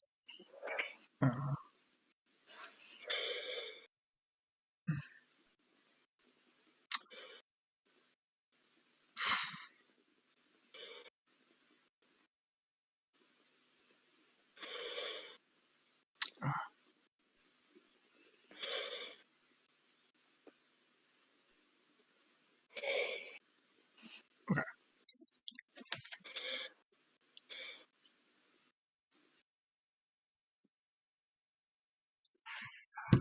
Okay. He responds, and he says, Leto is family, but I'm not quite sure what I can do.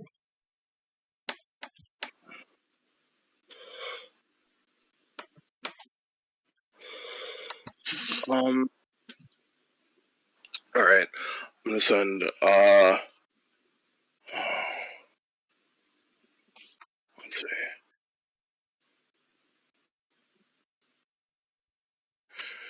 I'm gonna send a more private message.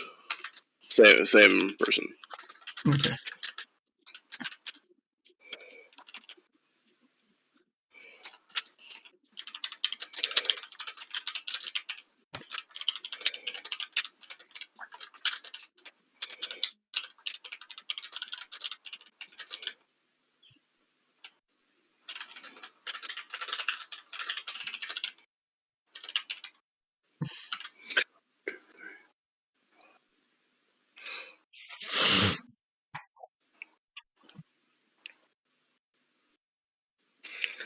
Yeah. So, okay. I should probably just read this out. Do you have anything in his past he might be fond of? I could bring you or his family here to help. And then I will just follow with a quick one. I'm grasping at straws here, but he needs as much support as he can get. Not just from us, but from those he loves. He says,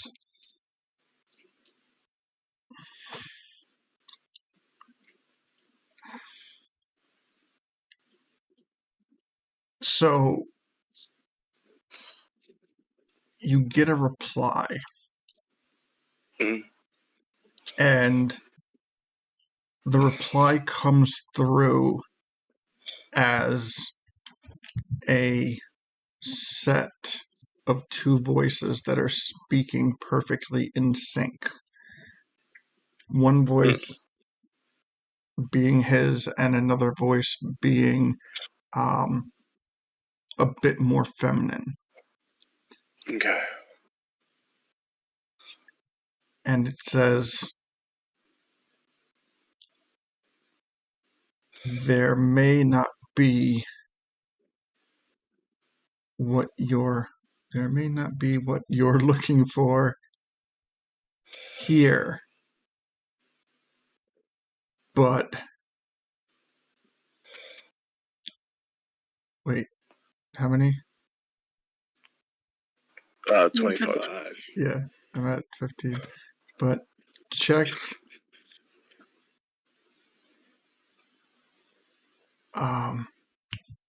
Lake Hylia.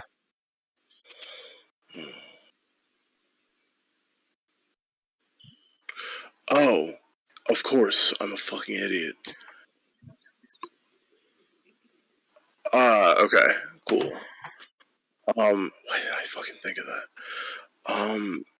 Gotcha. Yeah. Alright, here. Let's, alright, I'm gonna look, around to Goliathine and go, it's been a little bit of time. Do you think we should follow after him?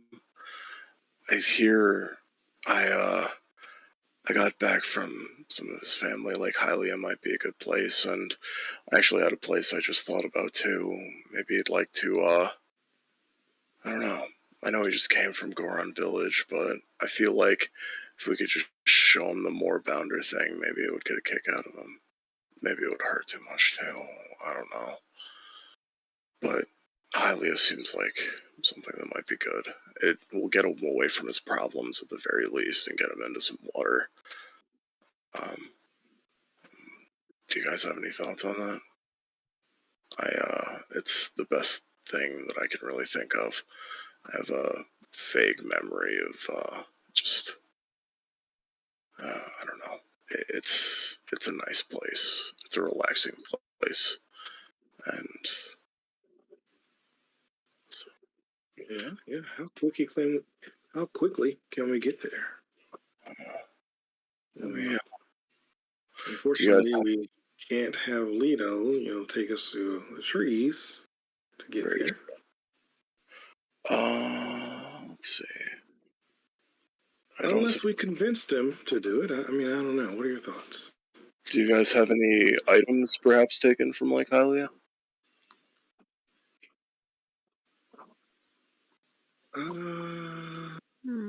Let me see. I may have, if I haven't sold everything that was no longer of use to me. Let's see. No, I don't think I have anything from. No, I don't. Okay.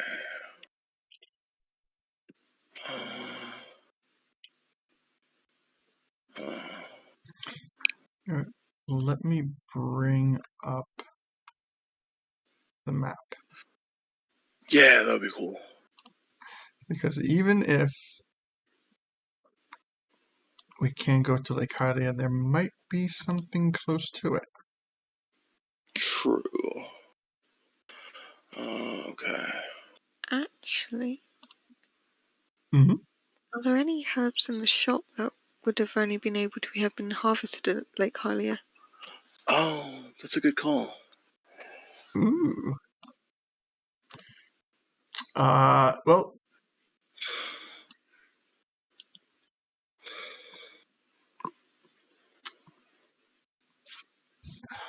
Oh man. Isaac? Yeah, Isaac. Okay. Sorry. Yeah. So, you pose this question to Isaac, and he kind of ponders for a minute. As well, a lot really doesn't grow there because there's really no herbs, and I would have no need for sand.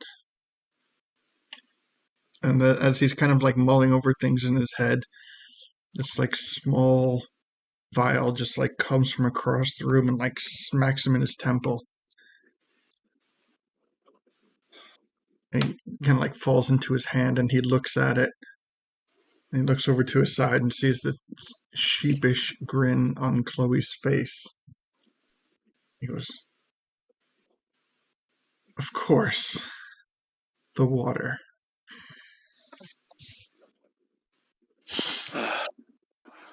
I give Chloe a thumbs up.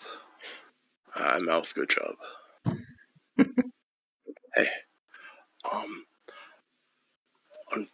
unfortunately, I kind of need a minute. I'm really sorry. Okay, hang on. I will be right back.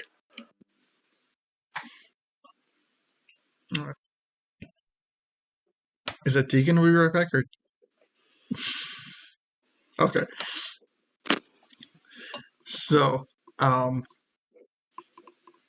as this is going on, you start to get the feeling that, like,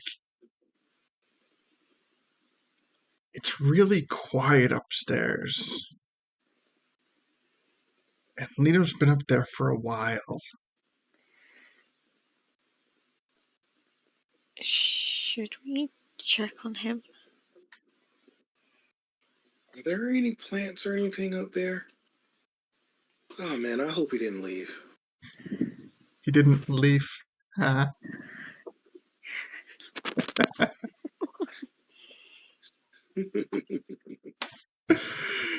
So, we should probably go check on him. I don't.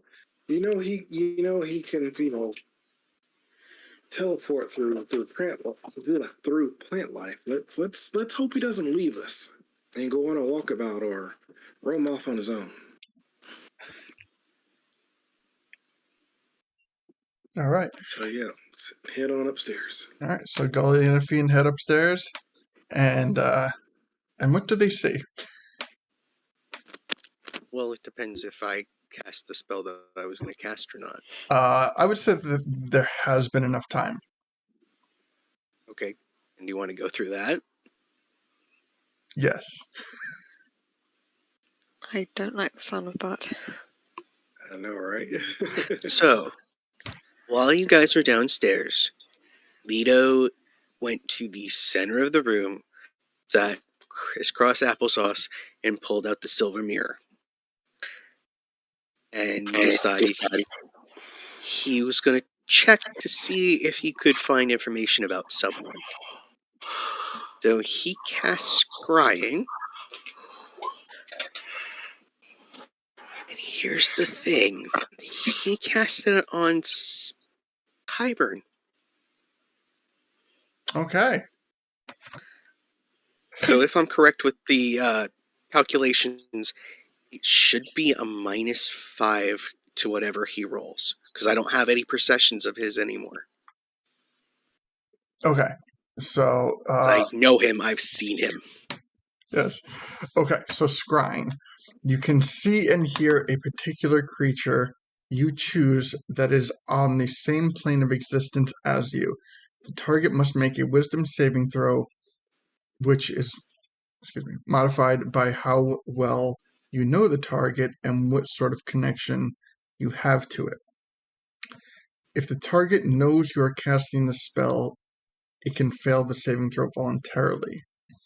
If it wants to be observed, knowledge save modifier second hand, blah blah blah blah blah. It is a DC 18. I don't know why my spells DCs haven't updated.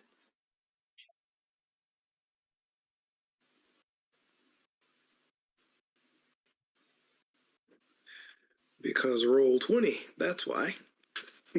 But it should be a DC 18 wisdom save. Okay. In theory. So, And then -5 to what he has, because I'm very familiar with him. I just don't have anything of his anymore. you are very familiar with him. And in casting that spell, which is what I was looking for, let me just give it another quick.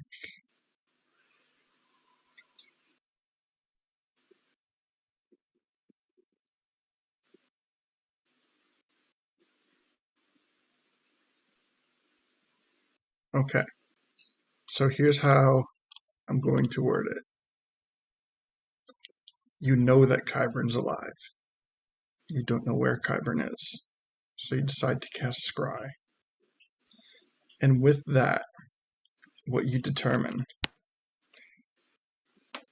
is you are unable to locate his location, which means that he is not on this plane of existence.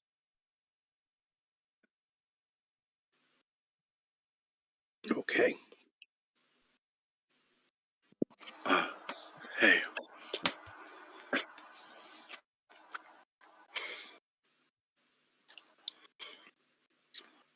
Which means, as I'm sure it is a sigh of relief to much of the party, that he is not located in Lake Hylia.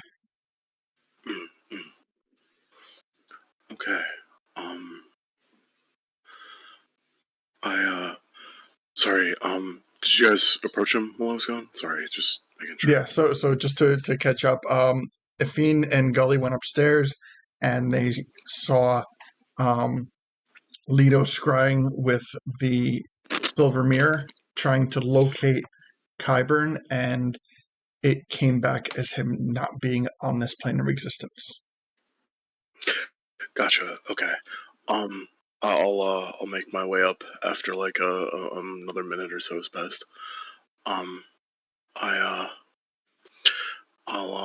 kind of wave to Leto and approach slightly.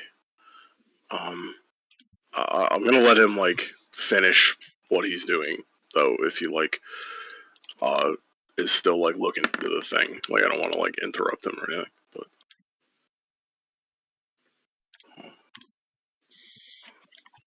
Okay, so you know what? No, I'm gonna save this. But I will note that he did fail to save regardless.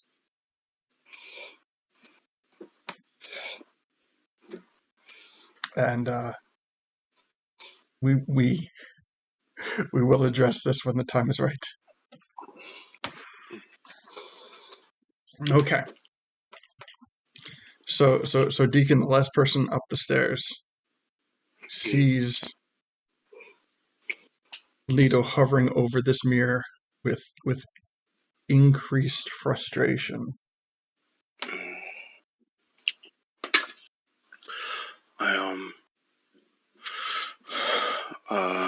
He's not here. Can't even go and stop him right now. He's not on this plane of existence.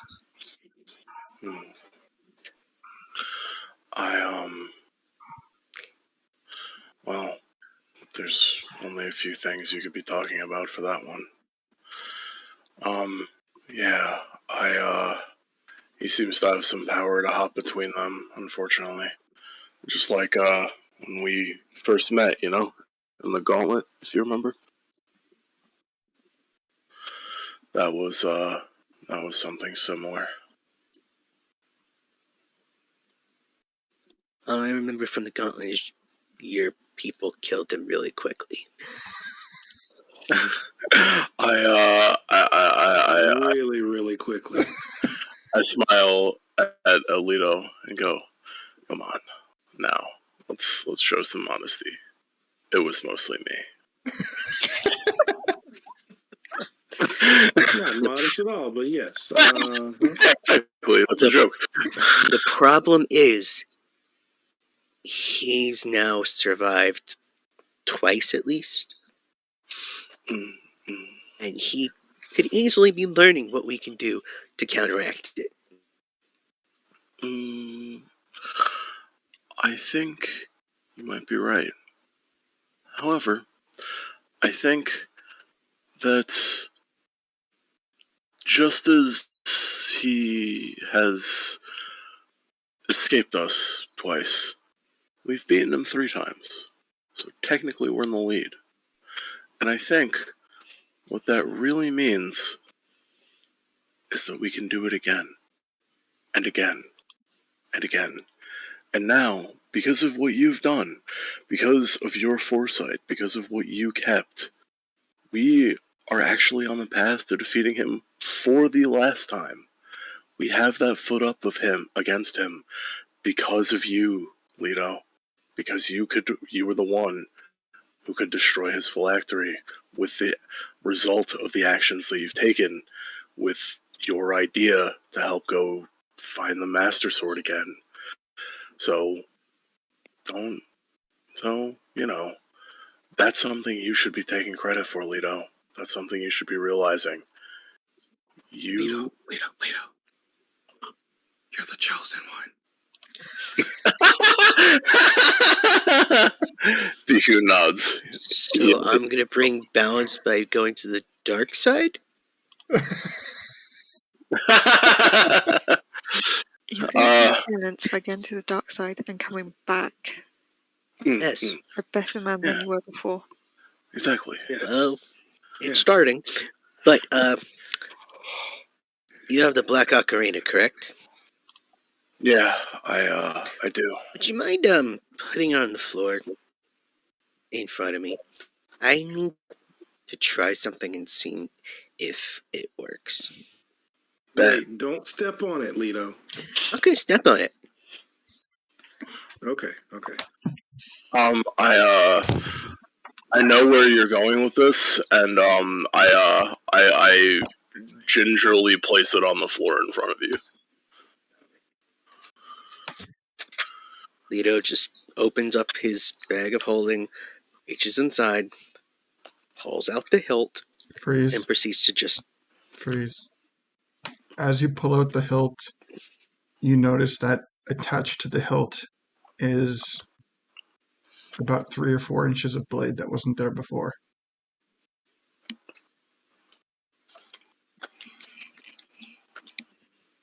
Okay, continue.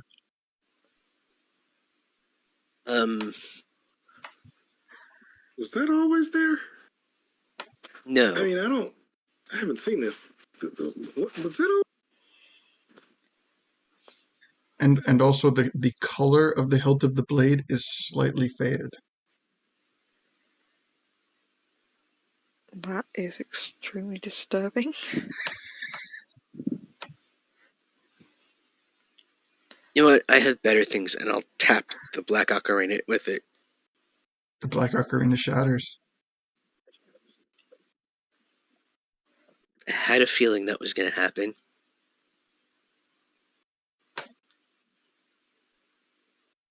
Litos, that's the same as you stepping on it. Gosh darn it. I grin at Leto and go, see, I don't think anyone else was willing to make that decision. I'm glad you decided to... Whose was it? What? Whose was it? Whose phylactery was it? Also, I kind of just stopped us from going to the fire temple. I'm going to cast mending to see if it can be repaired.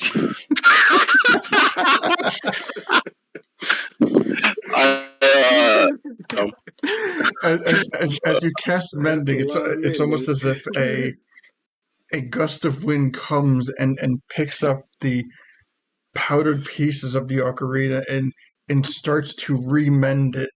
And once it gets to a point that it appears to start to take shape, the wind disperses and the shattered pieces hit the floor.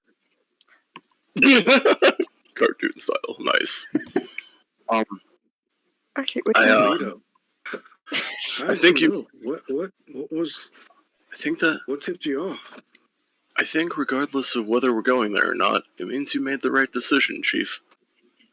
That's why you're our fearless leader, after all. No, first of all. Second, the reason why I thought it might be, why is Darunia, of all people, so I don't really know much about him, but I'm pretty sure he's a brave guy and whatnot like that. Why would he be so cowardly as going, no, leave me, don't come in, it's bad in here? He would be like, come in, we need to take care of this. Good point. Which means that was probably stopping going in. Maybe we can literally go in now. That's clever. Or that wasn't the real one. Even better.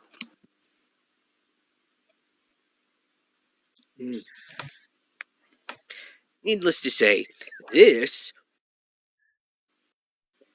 Does anybody know where we could, figure out what this is, if it'll tell us? Like, identifying it? Because I can't do that. Oh, I do have the identify spell.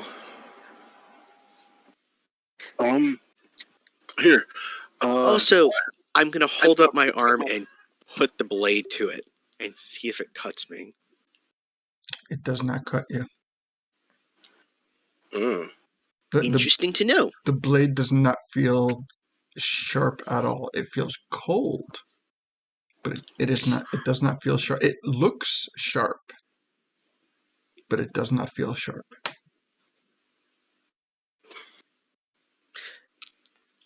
So, guess what? I need everybody's arm or petal. I hold out a hand. Arm or what? Petal. Because, Tiku really doesn't have arms. He's got, like, petals. I hold out a hand. I tap hers and see what happens. No reaction. Okay. I hold out my petals. Tap it. No reaction. Ali? Gully puts out an arm. Hold on, wait a minute. Okay, go ahead. And he closes his eyes.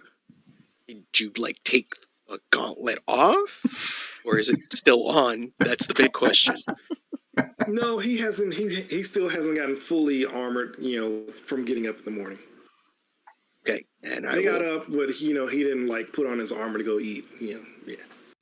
Gully doesn't So sleep in his it's armor. exposed. No reaction. So I'll tap him, Nothing. and then I'll slightly tap the armor just in case. The armor, no reaction. Okay. All right. So I will flip the blade around so that way the blade is now down the hilt, and I'll put it back in the bag. Okay. As you go to put it in the bag, you feel the same, or a wind similar to that when a fiend casted prestidigitation. And it runs, the wind runs up the back of your leg, over your shoulder of the one carrying the sword, comes down the front to the blade, and as it comes down your shoulder, you can see that the powdered pieces of the black ocarina travel down your hand into the blade, and the blade extends another 3 to 4 inches. Oh no. You couldn't Cool. fly Highburn, could you? Is it possible to make more than one phylactery for soul? I don't know. Can I roll a history on that? You can.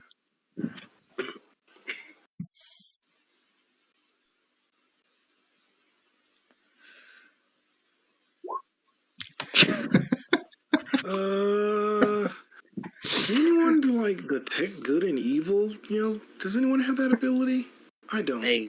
You have to check Unfortunately, something. just to make it official, Can you? unfortunately, a 2 does not yield you the answer that you seek.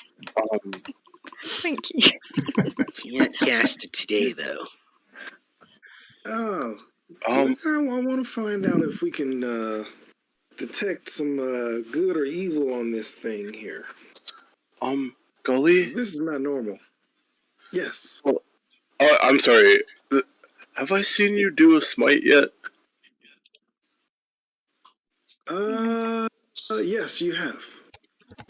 Well, yeah. Maybe you could do that thing you did in Dodongo's cavern? You know what? Maybe I could. Give it the sniffy. Yeah, I've got all these things that it's still new to me. Understandable. So, yeah, let's go with,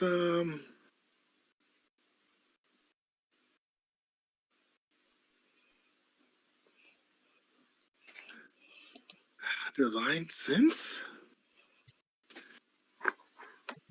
And see, Just what I kind of get from here. Yeah, let's try this. Nam yo renge kyo. No. hell yeah. All right, so divine sense. Let me put. You know what? You want to post that in chat for me, Yeah. or can I? Yeah, I'm not gonna bother looking for that. Okay. So the presence of a strong evil registers on you on your senses like a noxious odor, and a powerful good rings like heavenly music in your ears. As an action, you open your awareness to detect such forces. Until the end of your turn, you know the location of any celestial, fiend, or undead within 60 feet of you that is not behind total cover. You know the type of the being whose presence you sense, but not its identity. Within the same radius, you can also detect the presence of any place or object that has been consecrated or desecrated, as with the hallowed spell, blah, blah, blah, blah, blah. Okay, so while casting your divine sense, you open yourself up, and you exhale as completely as you can. Close your eyes roll your head back a little bit and just take in everything around you. And ever so slightly, barely detectable, you notice an evil, noxious odor.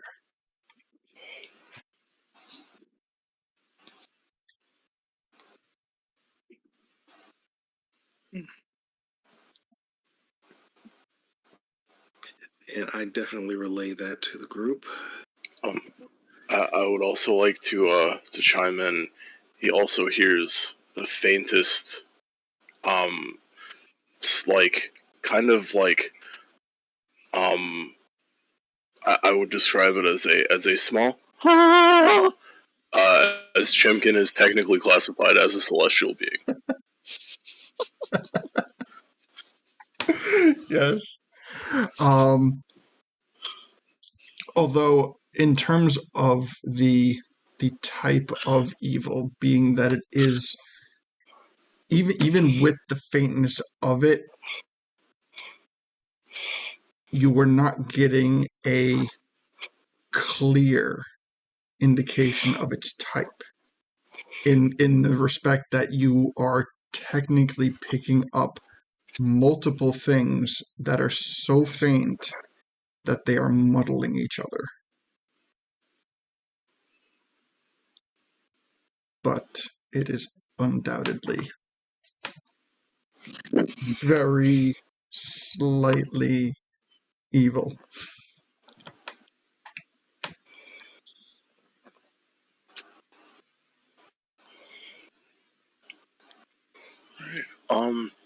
And can I cast my identify spell on the sword? Just see what I can detect from it. I can post that in chat for you if you want to. Yeah, post it in chat. In all honesty, I'm not sure how much more I can tell you, but I believe there's something else I can divulge. Okay, sorry, I just have to plug my mouse in, as it has decided to die at the least opportune moment it possibly could have done so.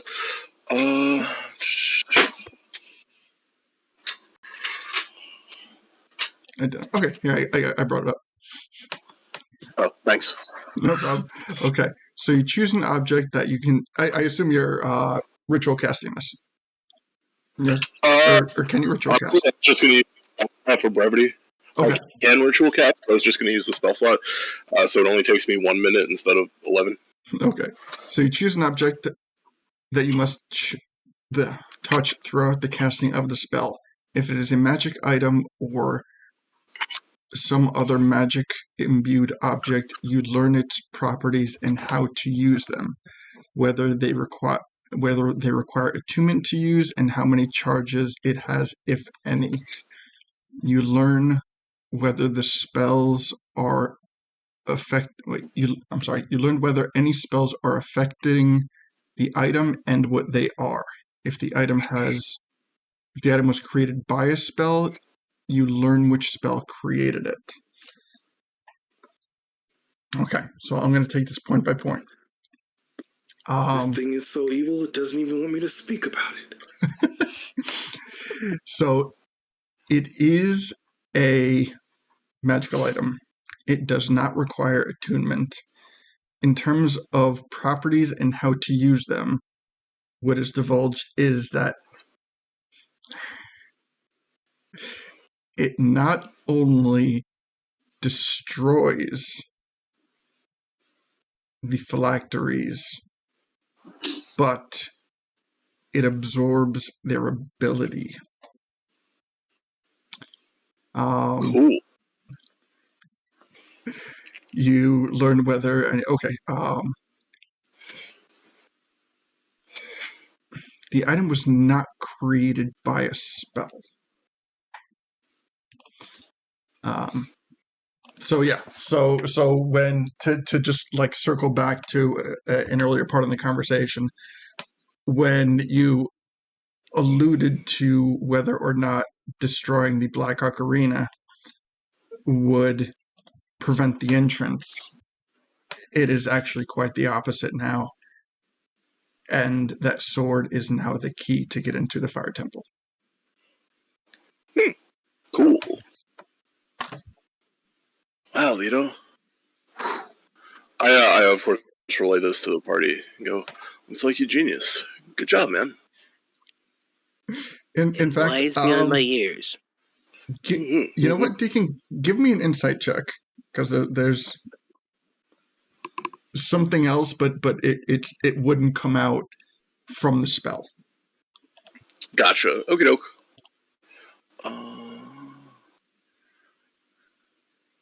Can I use a cookie on this? Do we have those? Yeah, absolutely. Nice. I want to see what I get. Communal cookie or inventory cookie? Communal, I guess. I'll put more in later. All right. Okay. I got 18. 18. All right. So that is high enough, and what you can come to from that conclusion is that not only is this sword now the key to the Fire Temple, but it also absorbed the remaining charges from Qyburn's staff. Nice. I chime that in for him and go, now it also mind reading sword.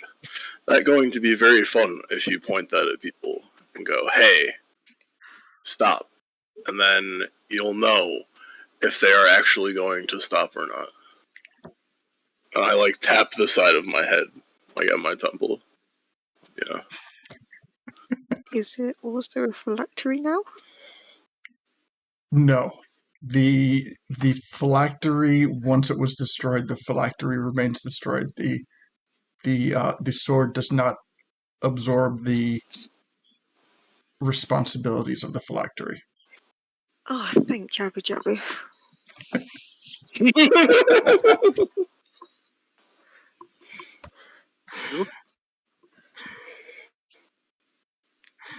Sorry? I was honestly not expecting this to get uncovered so soon. I was thinking at least 2 more phylacteries would have been destroyed. So who's Jabu Jabu? Lord Jabu Jabu? Sword Domain? Protector? Guardian? Big Fish? Yeah, the guy who raised me, who's a jerk, never really told me much about Zora's Domain, except there was a king, and there was a queen, and I wasn't supposed to go there for some reason. But now I know why, and I really want to punch him in the face again. Okay. Do you mind if I use his name in vain? His name? Marty? Sure, use Marty's name as much as you want. Cool.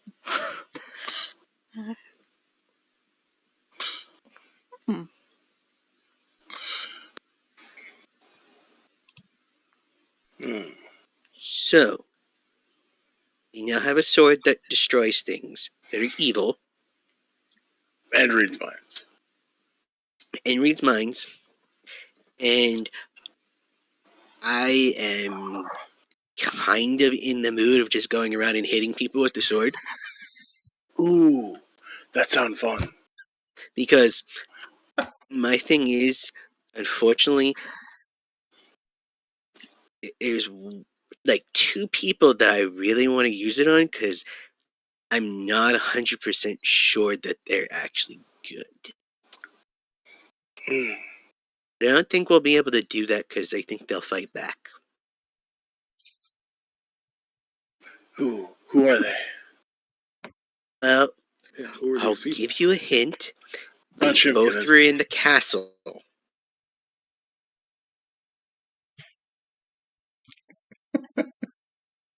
And they both have blonde hair. Zelda? Any person that all of a sudden is like, yes, I'm now the embodiment of something else, doesn't feel right. And then the fact that, Crow looks like what he does. He's supposed to be, Link. why is he dressed in all black? Why is he like gruff? His life in theory should be a lot better than being, dead or tortured. Because he's been through a lot of shit and some people don't handle it well. Yeah, but that's why, again, like Gully said, modified memory. And he's not that messed up anymore. He did refuse. Didn't he refuse to touch it earlier? Like it burned his hands with lightning when he went to touch it. I think so. Just saying. Yes. Leaving that out there. I'm not Also, remembering that. Just, they've had 15 years on us. Ooh. Hey. Deacon looks like he's having a thought, but it's almost there. The buffering wheel's going. Exactly. Little buddy? Yeah. So. Like you need to pop a squat. That too, but also,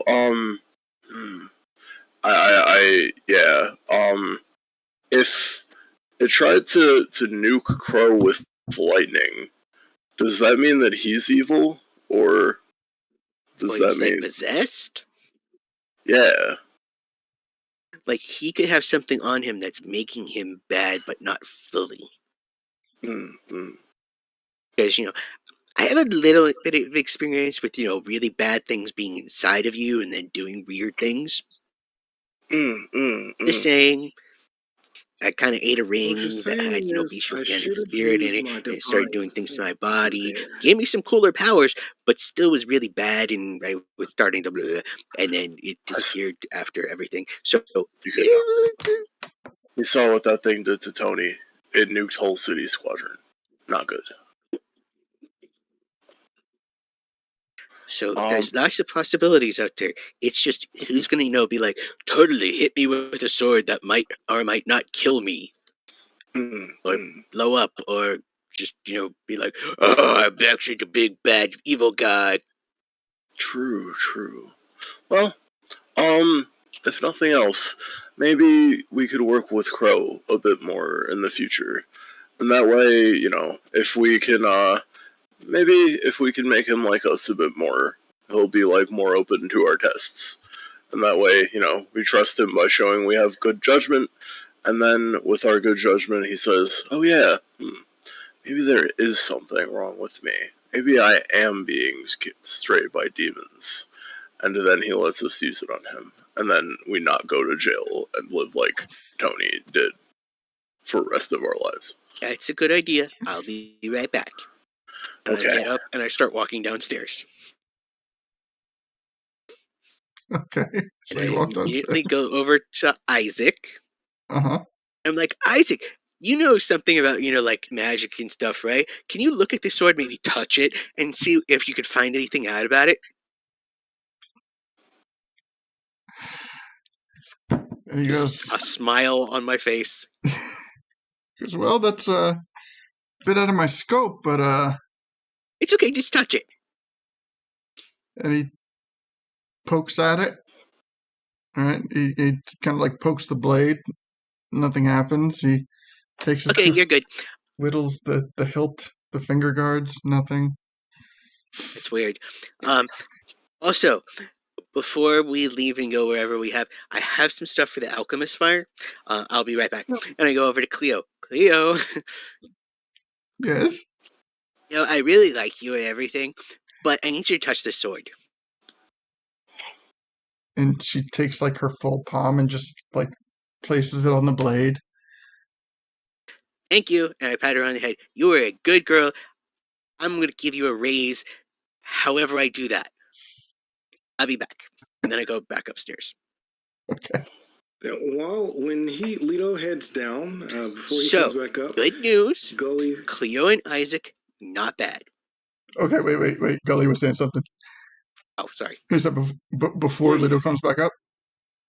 As he goes down, Gully looks the other two and says, "Does he seem like he's in a happier mood now to you?" I think I you're don't know. muted. No, I can hear him. I can't. Okay. Let me check. Might still have some technical difficulties. I'm sorry. Hold on, is that better? Okay, you may continue. Can't hear him at all. No? Yeah? No, we can hear. No? Yeah, I can hear you Everybody fine. else hear him? Is it Yeah, just I me? can hear him just fine. Yeah. I Yeah. think you're the only person who can't hear him, Lido.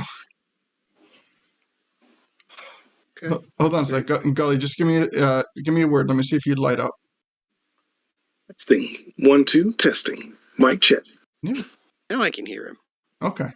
Yeah, okay. Sorry. Go ahead. No, I was just saying, does he look like he has a little pep in his step now? Maybe destroying something is all he needed. Oh well, okay. Maybe he just needed to let it out a bit. And I guess so. I mean, he does like, figuring things out. Maybe this is what works to get his mind off things. At any rate, wait, here he comes. So, good news. Cleo, Zik, not bad. They touched the sword. No, like, or melting or anything like that. So, I have one errand to run here today, and I promise I won't go near, Zelda and, Crow. I just need to go talk to Ken. And I'm going to have him touch the sword too, just in case. But I have something I have to pick up. I hope he's done with it.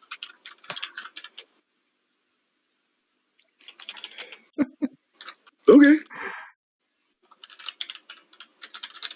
Okay. So Also, I'll be right back.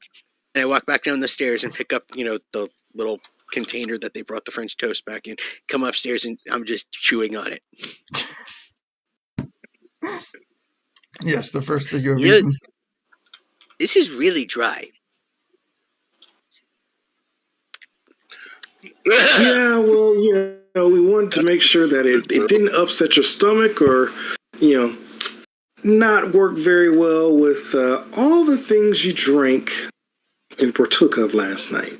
So just in case it didn't sit well on your stomach. Wait, what? I drank last night?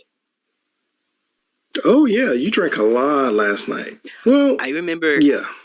hearing it from Zelda, coming back here, being really mopey, going over to the bar and having like apple juice or something like that. And then I remember waking up this morning and Cleo giving me a glass of tea. Yeah, well, you're missing a whole big span there after the glass apple juice. I flirt with lots of people. That would be really bad. Well, I can't tell you about all that. I don't know. I was reading. I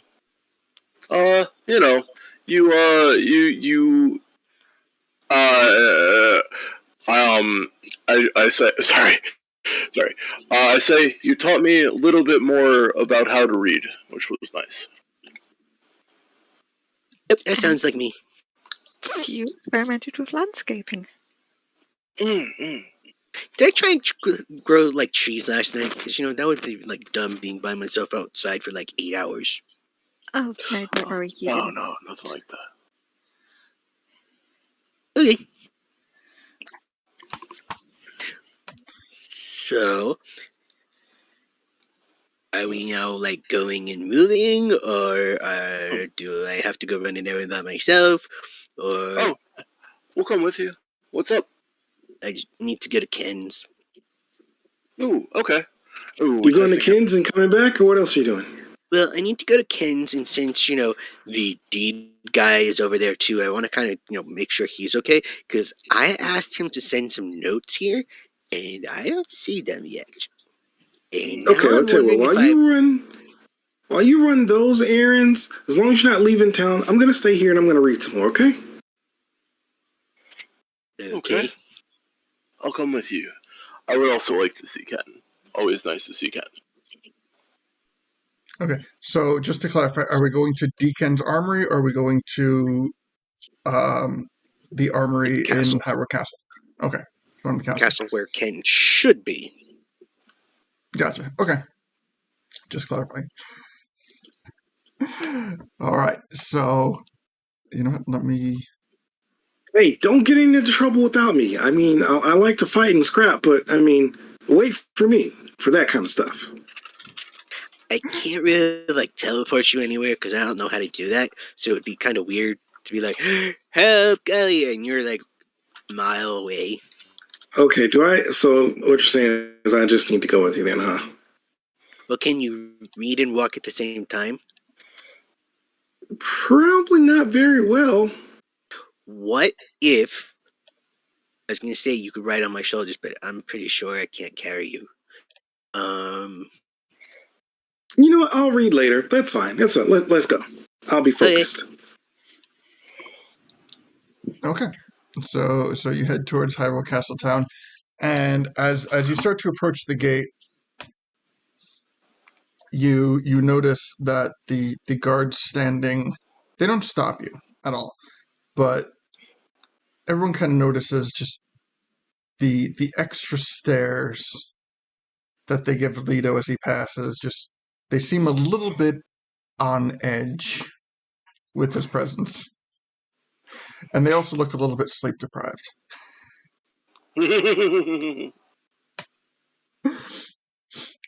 But still, no one stops you as you progress into the Hyrule Castle to make your way to the armory. You progress in. You enter into the armory where you find Ken currently making ingots. Hyrulean steel metal ingots. Ooh. So, Ohayou gozaimasu. annoying. Welcome, everybody. So Hi. I need your help with something. Uh-huh. If you're interested. So I have this sword and I pull it out of the bag. It's really nifty, and I'm just looking, to see what could possibly be done with it, specifically you touching it. And he goes, well, I would need to touch it to fix it. Of course, that makes perfect sense. Do you like hand it to him, or do you like present it for touching? I flip it around and hold the blade and, present the handle and be like, well, make sure you look at the handle and the blade because I want to make sure that, they work well together. And he takes the hilt and he kind of like, well, the first thing he does is he kind of like runs his finger across the blade. He goes, this is deceptively dull, but I'm sure we could put an edge on it, no problem. No, it's okay. No edge? Okay. He goes, well, I mean, I'm sure I could find some. It's like, well, how do you want me to try to fix it with some scrap pieces? Do you want me to try to fix it with some higher quality stuff? Like, kind of, what are you looking for? Change my mind. Can I have it back? Oh, sure. That was easy. I put it away real quick. So, why I'm really here is the project that I asked you to try and make. I'm going to need a refresher on that, honestly. And he I looks was having him make... Go ahead. Yeah. I was having him make little shurikens for Deekun. Oh, that's okay. Oh. All right. And refresh me, how much was it, like a commission, or were like supplies supplied? It was a commission. Okay. And okay, so how many did you want? I didn't give him a number. I just asked for some. Okay. So he's like, well, quite honestly, you were a little vague with the order. So I just kind of and he like has this big satchel and like almost like loose change, like drops it on the table. And the thing looks like, from like the effort that he put into lifting the bag and everything, it looks like we're looking at maybe about like 50 pounds of shurikens. And he goes, I didn't know how many you wanted, so I just kind of like made them. There was another piece to it. What? I also asked him to try and build like a backpack harness to kind of like flick them. So that way he could just like put it on his arm and they would flick out. That was the other piece. Okay. Because he took measurements and everything. That's right. It's coming back to me now. Okay. We did this a while back.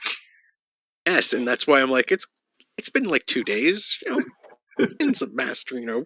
Yeah. So let me retcon that. He goes, well, it's still kind of a prototype, but let's try it on for size. And he comes around the corner and he has this like containing unit with like backpack straps on it. And he starts to like fiddle, like make the adjustments, see what he can do to like make it fit Deacon more properly.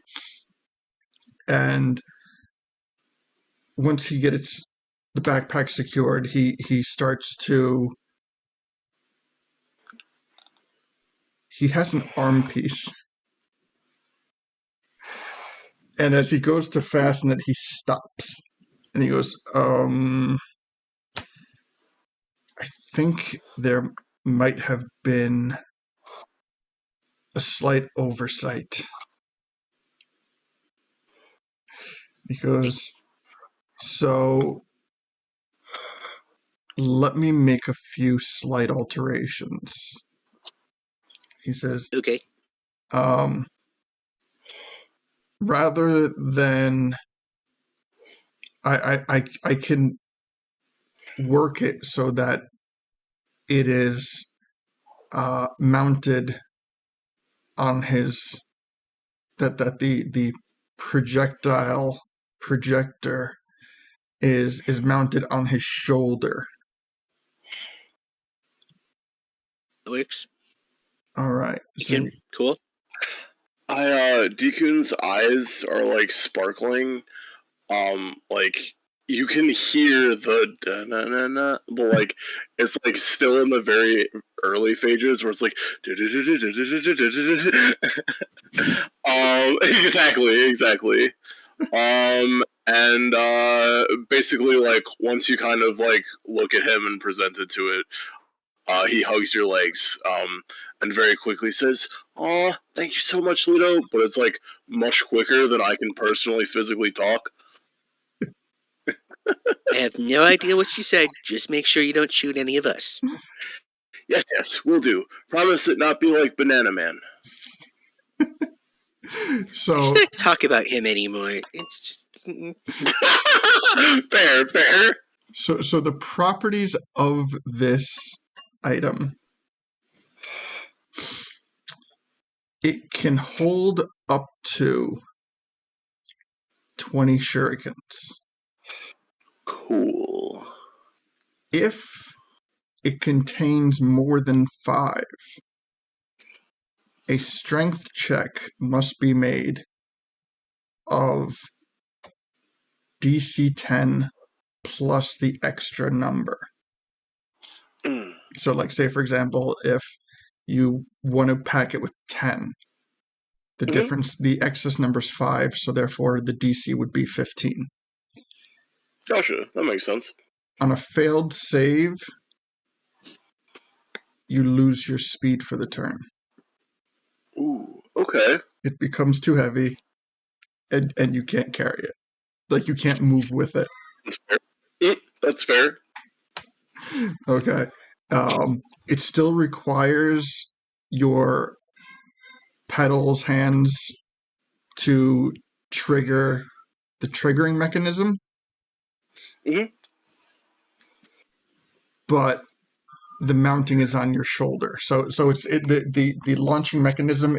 Picture it like a drawstring. Like you just kind of like crank it and like it'll fly out. Nice. And that in So it's got itself. like What's that? So it's got like a crank. Cool. Or- Yeah, I mean, I'm picturing it more like a pull string, but if a crank is better, crank works fine No, too. you just said crank leg, so I was like, Oh yeah, yeah. Poor choice of words, like. And yeah, and the attack counts as an action. And naturally, hell yeah. So I would say that again, like the bag is 50. The bag contains, I want to say, 50 shurikens. Nice. Hell yeah. But whether you carry the shurikens stored in the backpack or on your person, it still counts. Okay. So that is a bit of inventory mitigation. Gotcha. Okie doke. And obviously that doesn't apply to non-combat times. Appreciate it. Yeah, definitely. Okay. Honestly, having 5 in this thing is more than generous, so I'm very happy with that. Okay. Um. So Yeah. as a free action though, thank you. Technically you could drop the bag. So like if you only want to carry 5, you could use 5 and then refill from the bag once it's dropped, because then it's not technically on your person. That makes sense. Could I theoretically have like Chimkin hold it, and then I could kind of like refill from her? From what I recall, Chimkin has a fairly high strength check. She has 20 strength. Yeah. So in terms of weight, Chimkin could carry it no problem.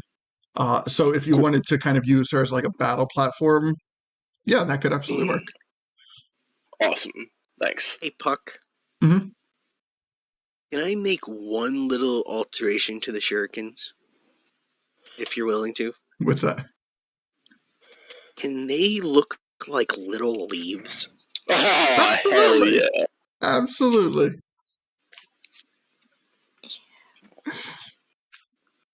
So, but I will say that arts and crafts is not necessarily Ken's strong suit, so they are not colored like leaves, but they are. Oh no. They're still metallic in color, but they are shaped as leaves. Yes. Okay. Hell yeah. Thanks a bunch, Lee. We really appreciate it. No worries. Ken, I don't know how much I owe you. But while you're, figuring it out, ringing it up, I don't know, like that. Gully, we could still get your armor, set with, like, padding so that way you're quieter. If you want to do that, I don't know how many days we're going to stay here, whatnot, like that. And... Well, we did that already. Did we? I thought we did. I think we had enough time for it. Yeah, I'm pretty sure we got that taken care of already, yeah. Well, then you're welcome on that. Never mind. I don't know what I'm talking about. Fiend, I have something for you too. And I go into the bag of holding and pull out the special displacer cloak and give it to her if she wants it. Thank you. It's a little hinky, but it still does what it's supposed to do. Was that from the used magic item shop? It's from the witch. Yeah. Oh, what's the drawback on that? That one I have. Let's see. I accidentally put it in chat earlier. That one is you can use it 5 times a day, and then damage taken from your inventory, so stuff starts disappearing. If used more than 5 times a day? Yes. Okay. Basically, you were going to pick something random, and it was just going to disappear from her inventory or whoever's inventory. Okay. So you know what? Let me just transport over to a Fiend's character sheet, and I'll load that in manually so I can load in the side effect. Thank you. It's a good thing I never carry anything of importance.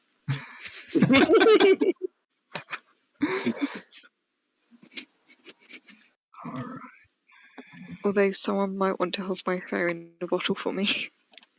Yes, do not want to lose that. Yeah, but if you don't have it on you, then it doesn't work. Hey, what's the chance that you're going to be hit like 5 times, right? The chances aren't that I'm going to hit 5 times. It's more likely that I'm not going to survive 5 hits. Exactly. That's true too. So even better. They're going to protect you. But again, even better. If you can't survive 5 hits, you don't have to worry about it. Precisely. He taps the side of his head. That is big brain thinking. You can't lose stuff if you're already dead. Let me see if I can. It's okay, we'll bring you back. We'll just make sure to take other stuff out of your pack, so that way, when it has to do it, we'll take the fairy out, but we'll bring you back to life, and then we'll put the fairy in once it does its thing, which we won't actually know what it's taking until after you've done it. So, yeah, we'll worry about that later.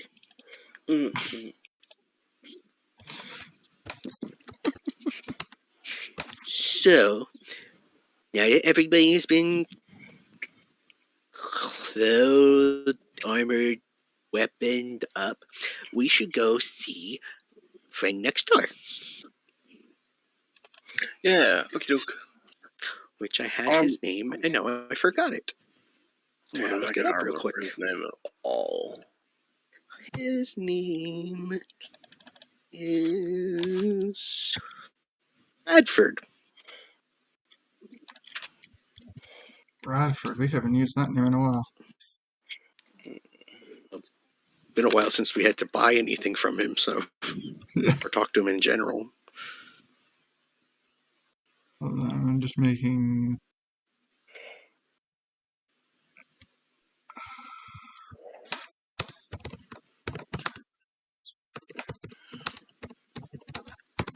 Okay, it's not the prettiest, but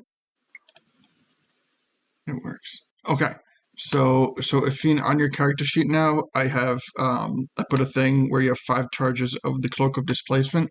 So if that gets, it can go beyond the 5, but when it goes beyond the 5, that's when the side effect will take effect. Thank you. Okay. Okay, I'm sorry. I kind of like zoned out for that bit while I was doing that multitasking. Definitely not my task. What were we talking about, Bradford? We're gonna go see Bradford because he's gonna touch the sword too, and I want to make sure that he's even still alive. They asked him to do something that might have gotten him in trouble. No, that sounds so out of character for Leo. That's totally not things that I do. Not at all. All right, so I don't even have Bradford listed here. That's how. Refresh me on Bradford. Bradford is the deed holder. He's the one that basically, Yes. he's the older gentleman that we went in, and we always have to find him and be like, "Hey, are you here?" And yes, fall over, and then he comes out. That's I made him tea. Okay, so let me create a note for him. Bradford works in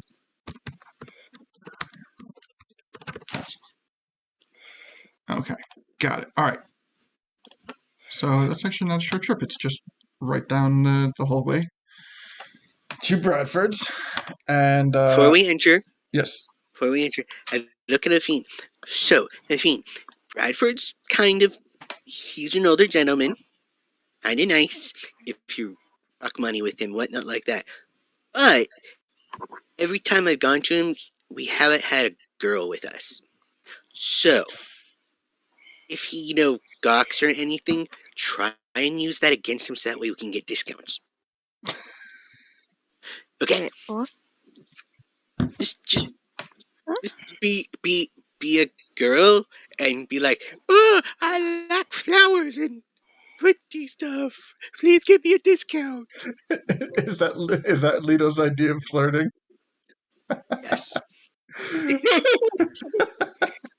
I love it. So have that wide of a no basis. So it's like, No, you are correct. That's why it is that's why I love it, because it is so like I surprisingly accurate.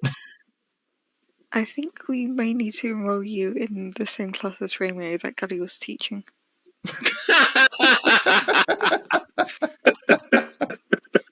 okay. Oh Well, shit! anyway, Oh gosh. knock, knock, knock, knock, knock, knock, knock, knock, knock, knock.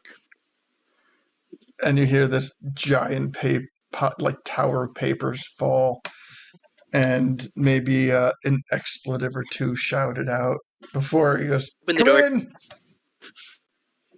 Open the door. You open the door, and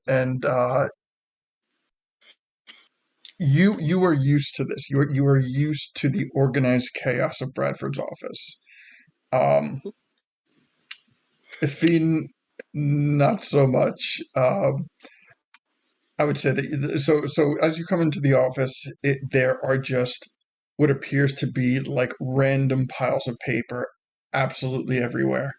Like there's a desk somewhere in there. They swear to it, but you can't find it. And a voice calls out from like the depths of the room, but you can't see who's doing it. He's basically like the Scrooge McDuck of paperwork, where he's just swimming through it as if it were his vault of coins. And eventually, like his head just pops up through the stacks of paperwork, and he goes, "Ah, it's been a while. Coming to buy more stores?" Not at the moment. I was just actually coming to check on paperwork that you were supposed to send to me. Also, I wanted you to look at this little thing that I have. Send to you. I thought you were coming to get it. No, you were supposed to bring it to me. I told you like 2 days and then send it to, Tito's. He's thinking.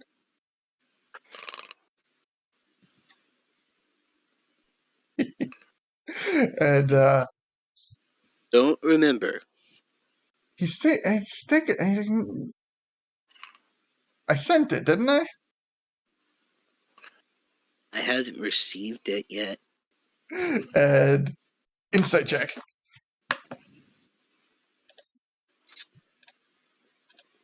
Okay. And of course, a little tap of guidance. Inspiration. Wait, did I say that right word? Okay, yeah, inspiration. All right, give me an inspiration on that. Want to use it though. 18's not bad. I mean, we can sit on the 18 if you want. Yeah, we'll use it just to see if we can make it better. How about a 27? 27. Honestly, It is painfully obvious that he has no idea what you're talking about, and not only that, but he's trying to flip it on you and try to like gaslight you into sounding like you made the mistake, not him. Just a moment, Bradford. And I turn around. So here's the thing, guys. I used a spell on him, and if he doesn't remember, that means someone used a spell on him again. Like, get rid of it.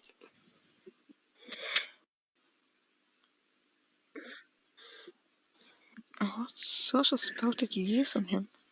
Well, I kind of, used my little spell on him, so that way he would definitely do what I asked him to do. He would probably have done it anyway, but this way, I was guaranteed. But now it seems someone unguessed him. How long was this supposed to last? A month. It has not been nearly that long. Also, if he doesn't remember, it would have possibly killed him. So, somebody did something to him. And that kind of is a little scary. That means someone possibly from the bank has a magic caster. that can, get rid of, higher level spells. This is quite the conundrum. Yes. So I turn her back around. So, Bradford, here's the thing. I asked you a couple of days ago to get some information on a specific group of people, and you said yes because of the fact that I asked you so nicely. Then you didn't send it to me, so maybe I was wrong in the fact that I was supposed to come back and get it. So I'm here now. Can I have it? He looks at you and he says, very playfully, "That was the old Bradford." Take out the sword as fast as I can. He puts his hands up.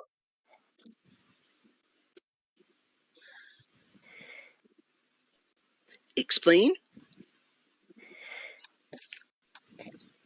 Well, I mean, it's the old Bradford. See, I move closer to him. and he becomes visibly frightened.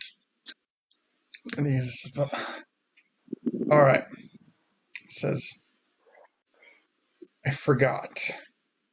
It happened. I forgot. I got busy. I got caught up in some other paperwork. I forgot. And then the next thing I know, everything's dark. And then I'm back."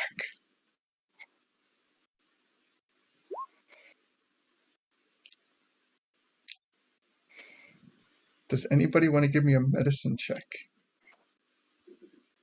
Sure. No, I don't. You don't want me doing that check. Guidance. Can I use the roll? Can you what? She was Can I- inciting him. Oh, yeah. Oh, you can absolutely inside him. No, yeah, I Okay. rolled for it. Sorry. So insight. Are you inciting to see if he's telling the truth, or are you insight to seeing something else? I'm inciting to see whether he believes what he's saying. He absolutely believes the story.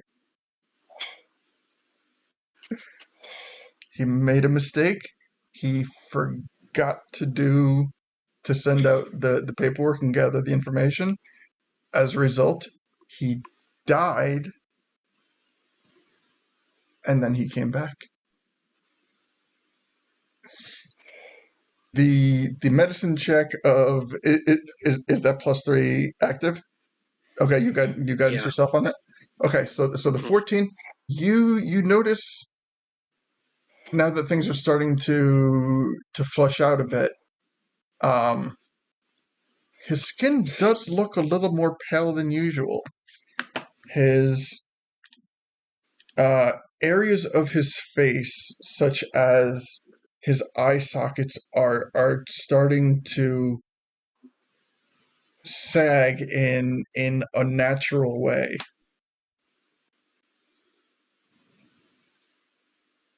With a 14, you are pretty sure that he's undead at this point.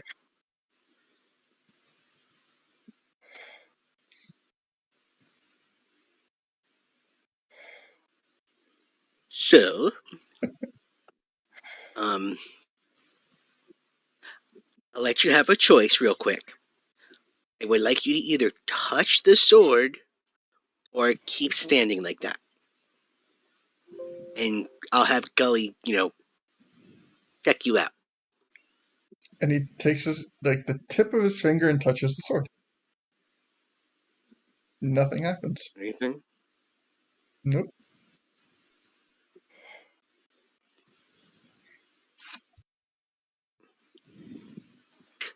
Do you know how long ago you saw darkness and then came back? It might have been a day. It might have been a week. I don't think it was as long as a week. I think It was more than a couple days, but less than a lot of days. It's I don't sleep anymore. I don't know. Okay. I turn around and I just shrug my shoulders. I don't know.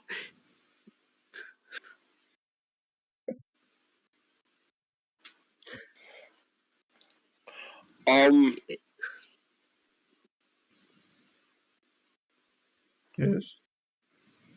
Okay. Can I do like an insult check? I'm sorry, an insult. Can I do an insight check? Can I violently insult this man after he's been murdered? Yes. Vicious mockery. Can I do an insight check to see if he knows that this is our fault? Okay. Insight check to recall why he's doing it. Or insight check to see if he can recall why he died. Yeah. Yes. Can I use like? All right, hang on. I'm gonna send you like 2 cookies for this because I need this to pass. Okay. And I will fittingly, bankably cheat this roll. I need to know this information, or my demon paranoia will never let me sleep another wink until the day that I'm undead. Listen, that's what these D4s are there for. Okay. Yeah. Okay. Okay. Here. All right. It's send. Okay. But yeah. Okay. So I'm gonna just add 2d4s to this. Okay. Because I can't inspiration myself, so I get a 19. Let me see. We have. I just want to make sure that we. Okay. So the D4 that we used earlier, just to refresh me, that was an ability check as well, correct?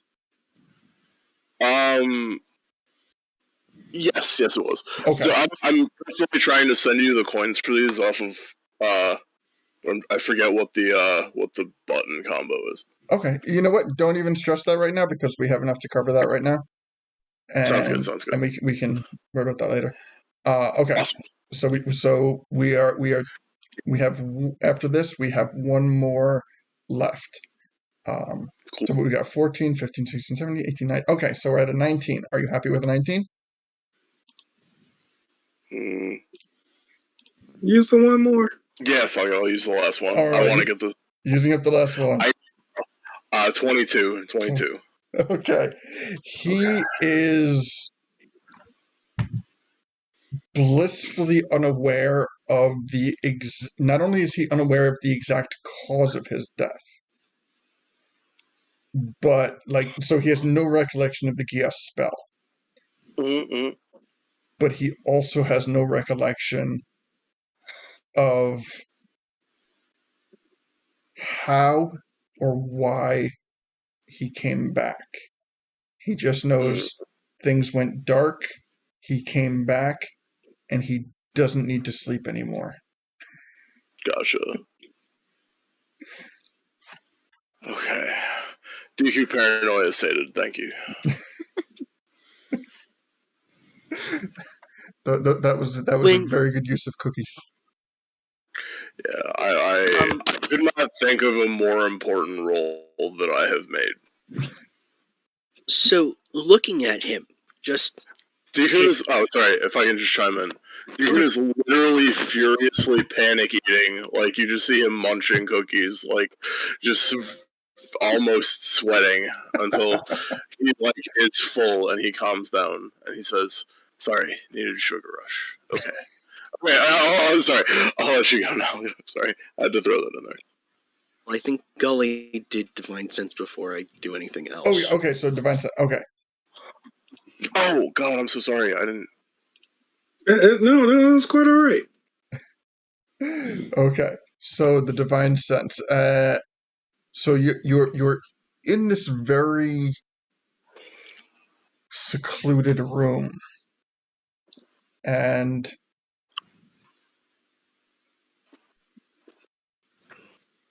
so the same thing kicks back on the sword. There has been no alteration or progression on the sword itself. Okay. I would say that you pick up an additional noxious odor as undead, but it's not something that is currently in the room, but more of a lingering scent, as if whatever it was has kind of left this odorous contamination. Okay. Okay, so maybe the original did die. What are you? Some kind of copy? Oh. Who? I've got lots of questions here, people. Can I do one quick thing if that's cool? Yeah, go right ahead. So I would like to very, very in-depth look at his clothing to see if it still looks the same as what he had been wearing, since we've seen him multiple times, to see if anything is missing or anything's been added. Well, he still is wearing, like, he's wearing this kind of, I don't think I've ever described what he's wearing. He has on this, like, woolen type suit. It's something that looks very heavy and thick for someone who is sealed up in an enclosed office. He has a general kind of sometimes more, sometimes less odor of mothballs about him.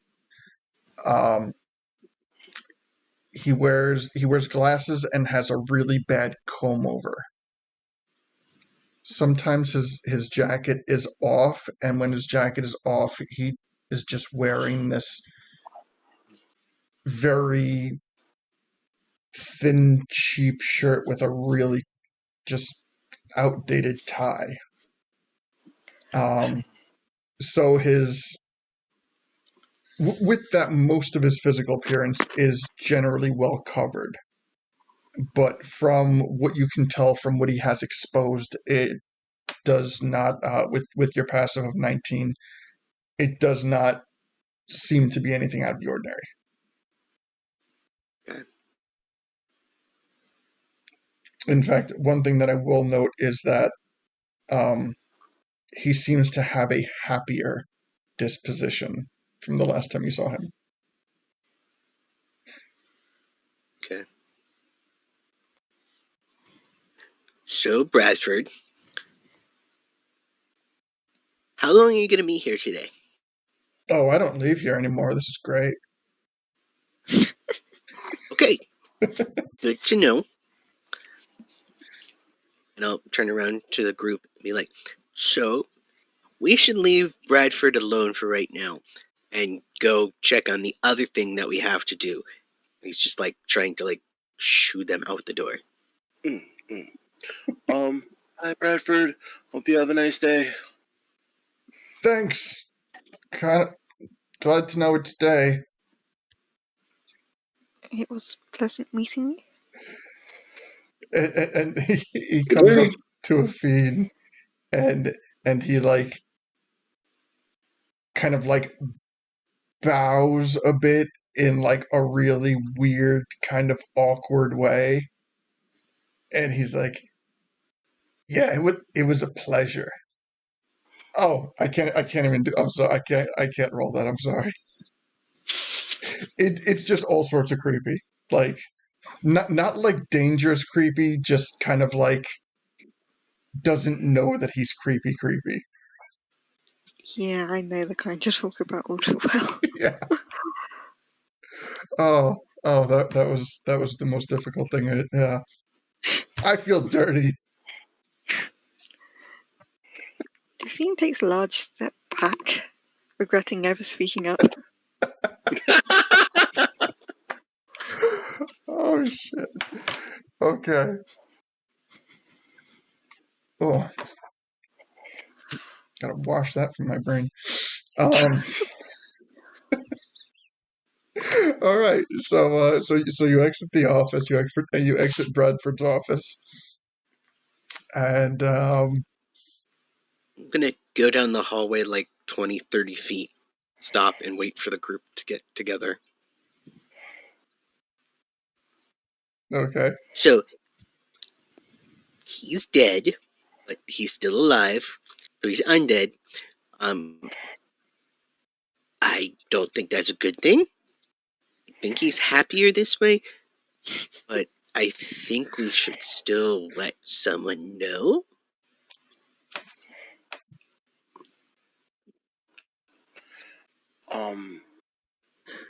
How Ooh. how are you gonna? Wait a minute. So how are you gonna tell someone without also telling them that it is your fault? Well, he doesn't remember that it was my fault. Does he? Do you So, regularly check people who aren't dead for being Well, undead? well, well,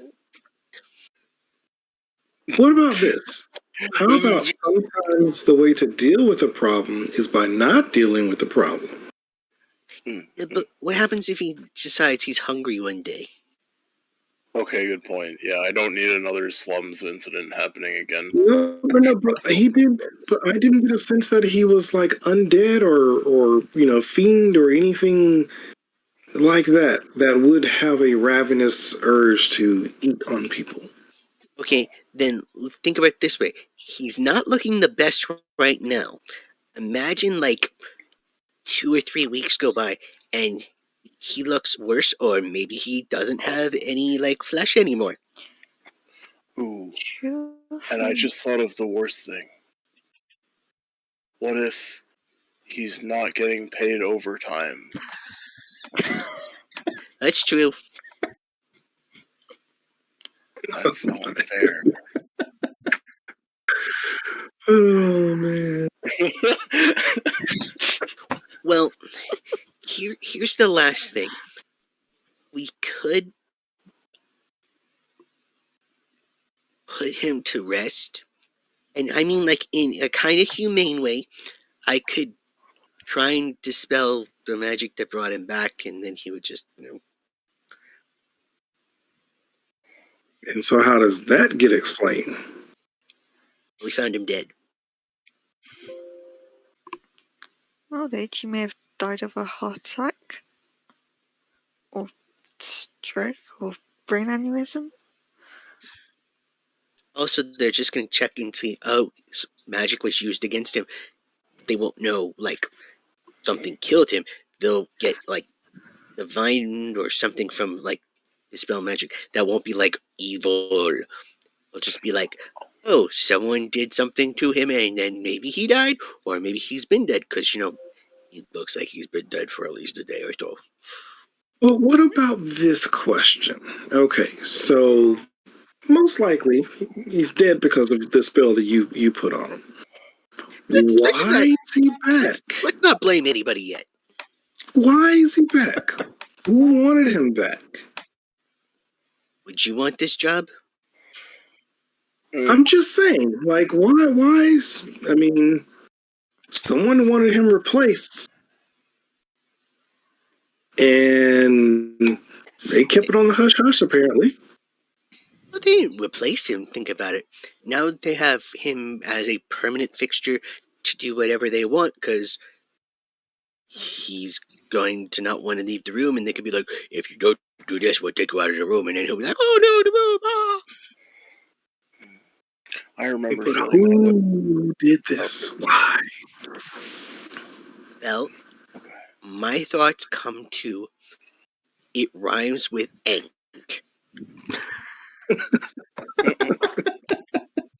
Frank? What, stank? What? Well, okay, how about this? Hank? It's Hank, except you switch the H for a B and don't say it out loud once you get it.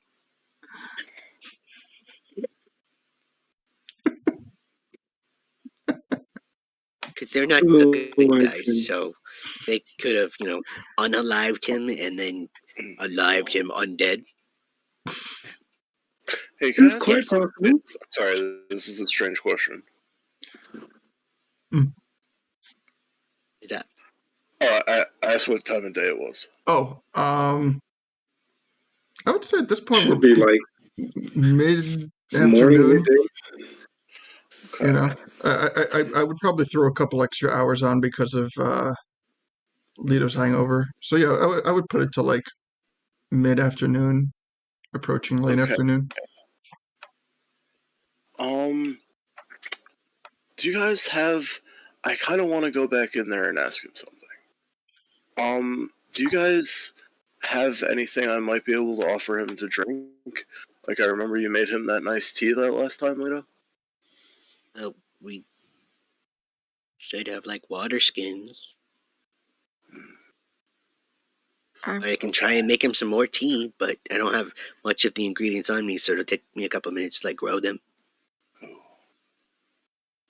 I mean, if we all band together, we could give you some blood. I don't know. I don't think that's a good idea.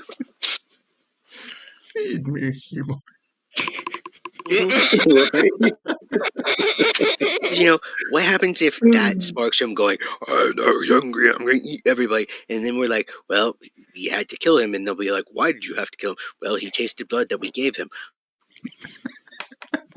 It was meant as a joke, and I apologise. Yeah. If he That was a hasn't good one, left the room, Rafine. Good one. if he hasn't left the room, do we really believe that he's craving food currently? He doesn't need to, rest anymore, so maybe not. Right. I know what he needs. Okay. I will Holy grant water. it. Got any? Yes. No. Oh. See? Can I borrow some just in case I need it?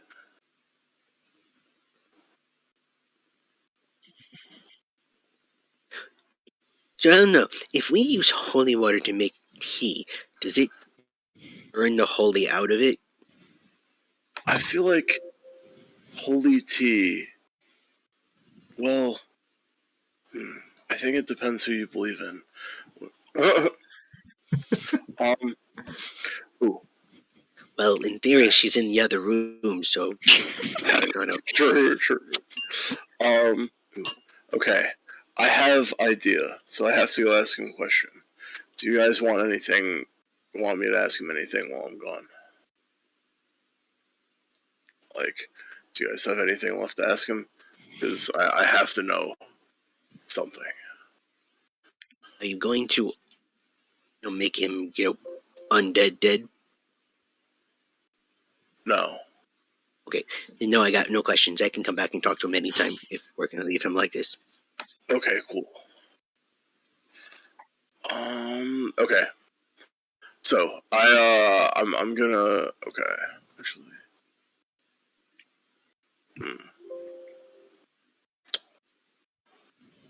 Yeah. Okay, so I'd like to go pop back into his office. Mm-hmm. And I ask him a very burning question. Okay. That's fireball.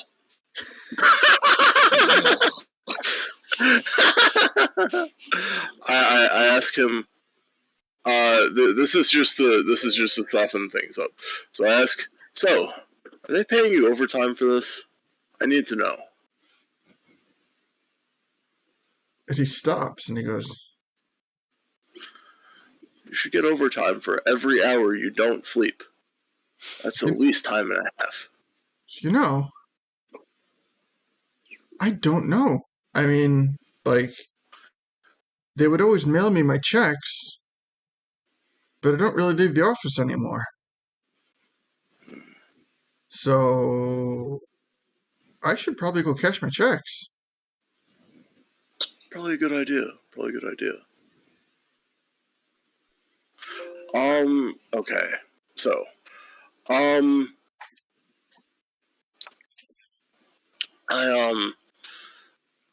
so, okay. Damn.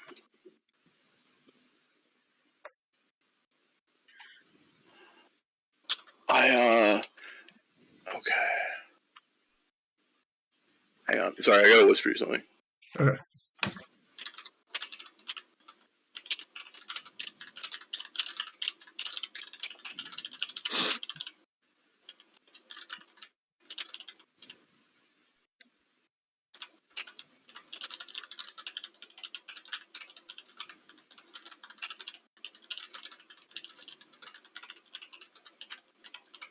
Juicy.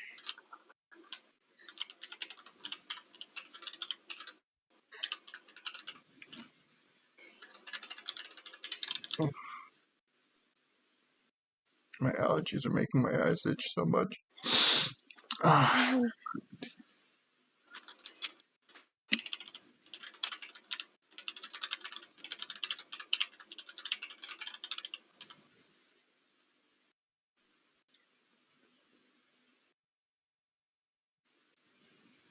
Okay. When? So I'd like to butter him up for a little while. Uh-huh. And I'd like to say, hey, listen, since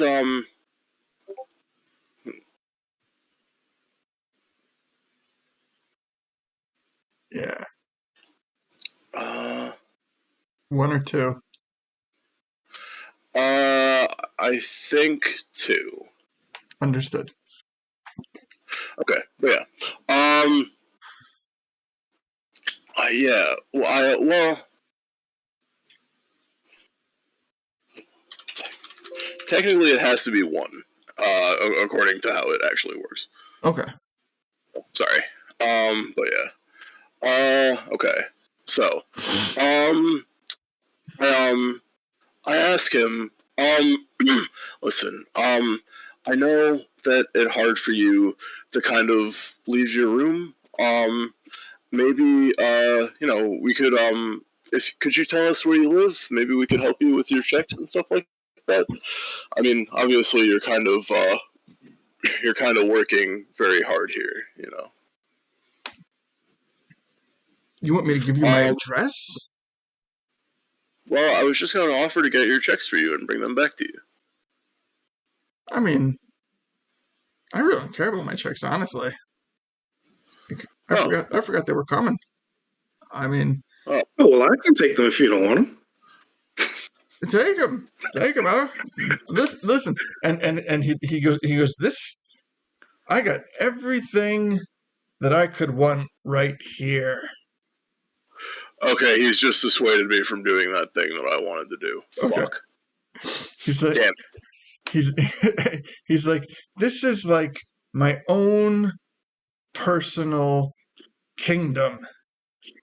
And I am the king. This is true. You do kind of live like king here. Quite literally, under all that you survey. Or above all that you survey.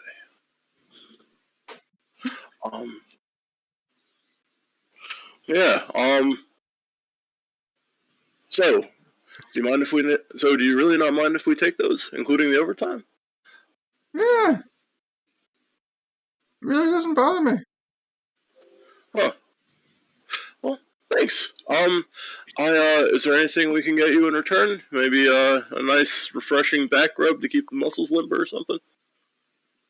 Yeah, I mean, if you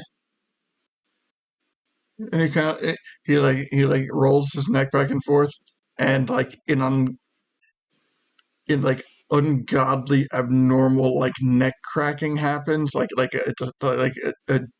sound that goes up your spine as he and he goes, I guess I wouldn't turn on the back rub.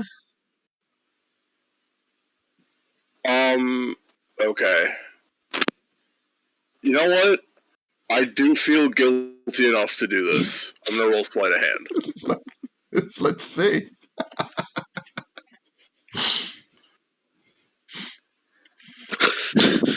40. All right. So you kind of find an adjacent pile of papers.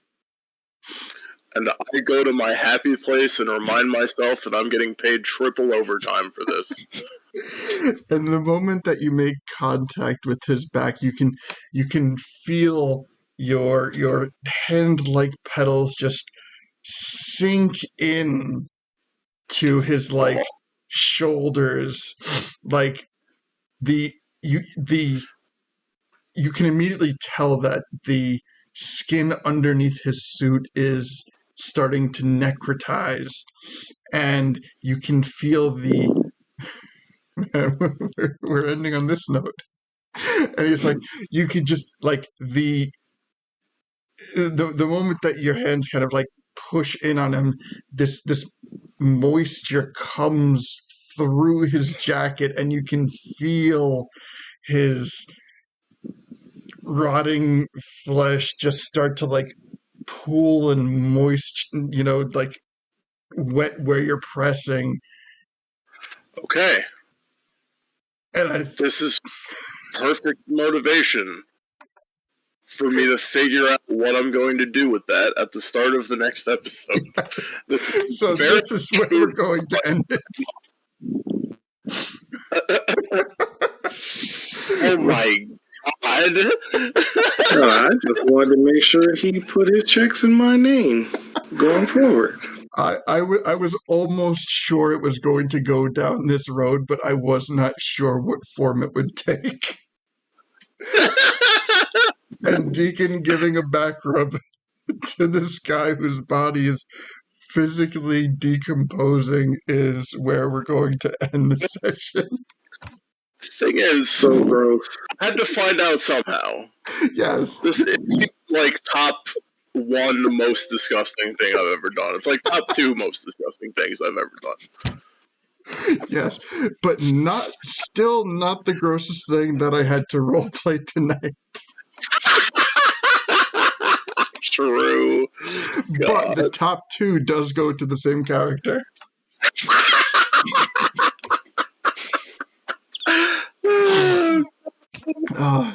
So, for everyone, I would like to thank for sticking with us tonight. I had a great time, and I hope everyone else did too. We got to unveil some very interesting things about what is going on around Hyrule in terms of undead and new evolving magical items and keys, and potentially what might be going on in the sage temples. So, the entrance to the fire temple is not lost. It is now, if anything, closer than it was, because now there is technically no need for that prophecy to be fulfilled. Hell yeah. Because there is nobody there is no ocarina to be played. Spicy. So we all made it extremely easy to get in or locked ourselves out. Exactly. So, thank you everyone for joining us tonight. And if you tune in next week, we will do a thorough recap and flush out the finer points of the implications, as well as we never asked the most important question or realized the most important implication of this entire thing. So, maybe we will talk about that next week. But until then, have a good night. Everyone stay cool, stay safe, and we will see you then. Oh, yeah, thank you, Leo. Don't forget to follow us, and we will follow you. Ooh, let me check the Twitter. Let me check the Twitch. See if we oops. Got my phone.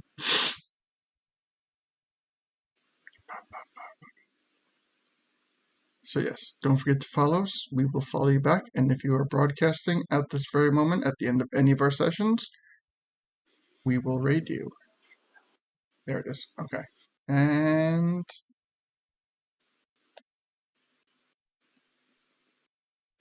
there's nobody? Let me force close and double check that. Usually I have somebody. Oh yeah, somebody is live, but not a mutual follow. Okay. So, it's a Twitch channel that I personally follow. The Twitch channel is broadcasting, not a mutual follow, as I said, but the Twitch channel is still Formative Fox. It is somebody that I follow on pretty much all the social medias. Very cool person, does amazing makeup work, and makes really cool transition videos. So, feel free to check that out, but that is not a mutual follow, so we will not be rating that person. But if you would like us to raid you, again, follow this Twitch page, and please subscribe to our YouTube channel, and check out all of our Linktree links, because we're getting some. We got a good bit of them. So thank you, everybody, and we will hopefully see you next week. Bye! Bye. Bye. Peace.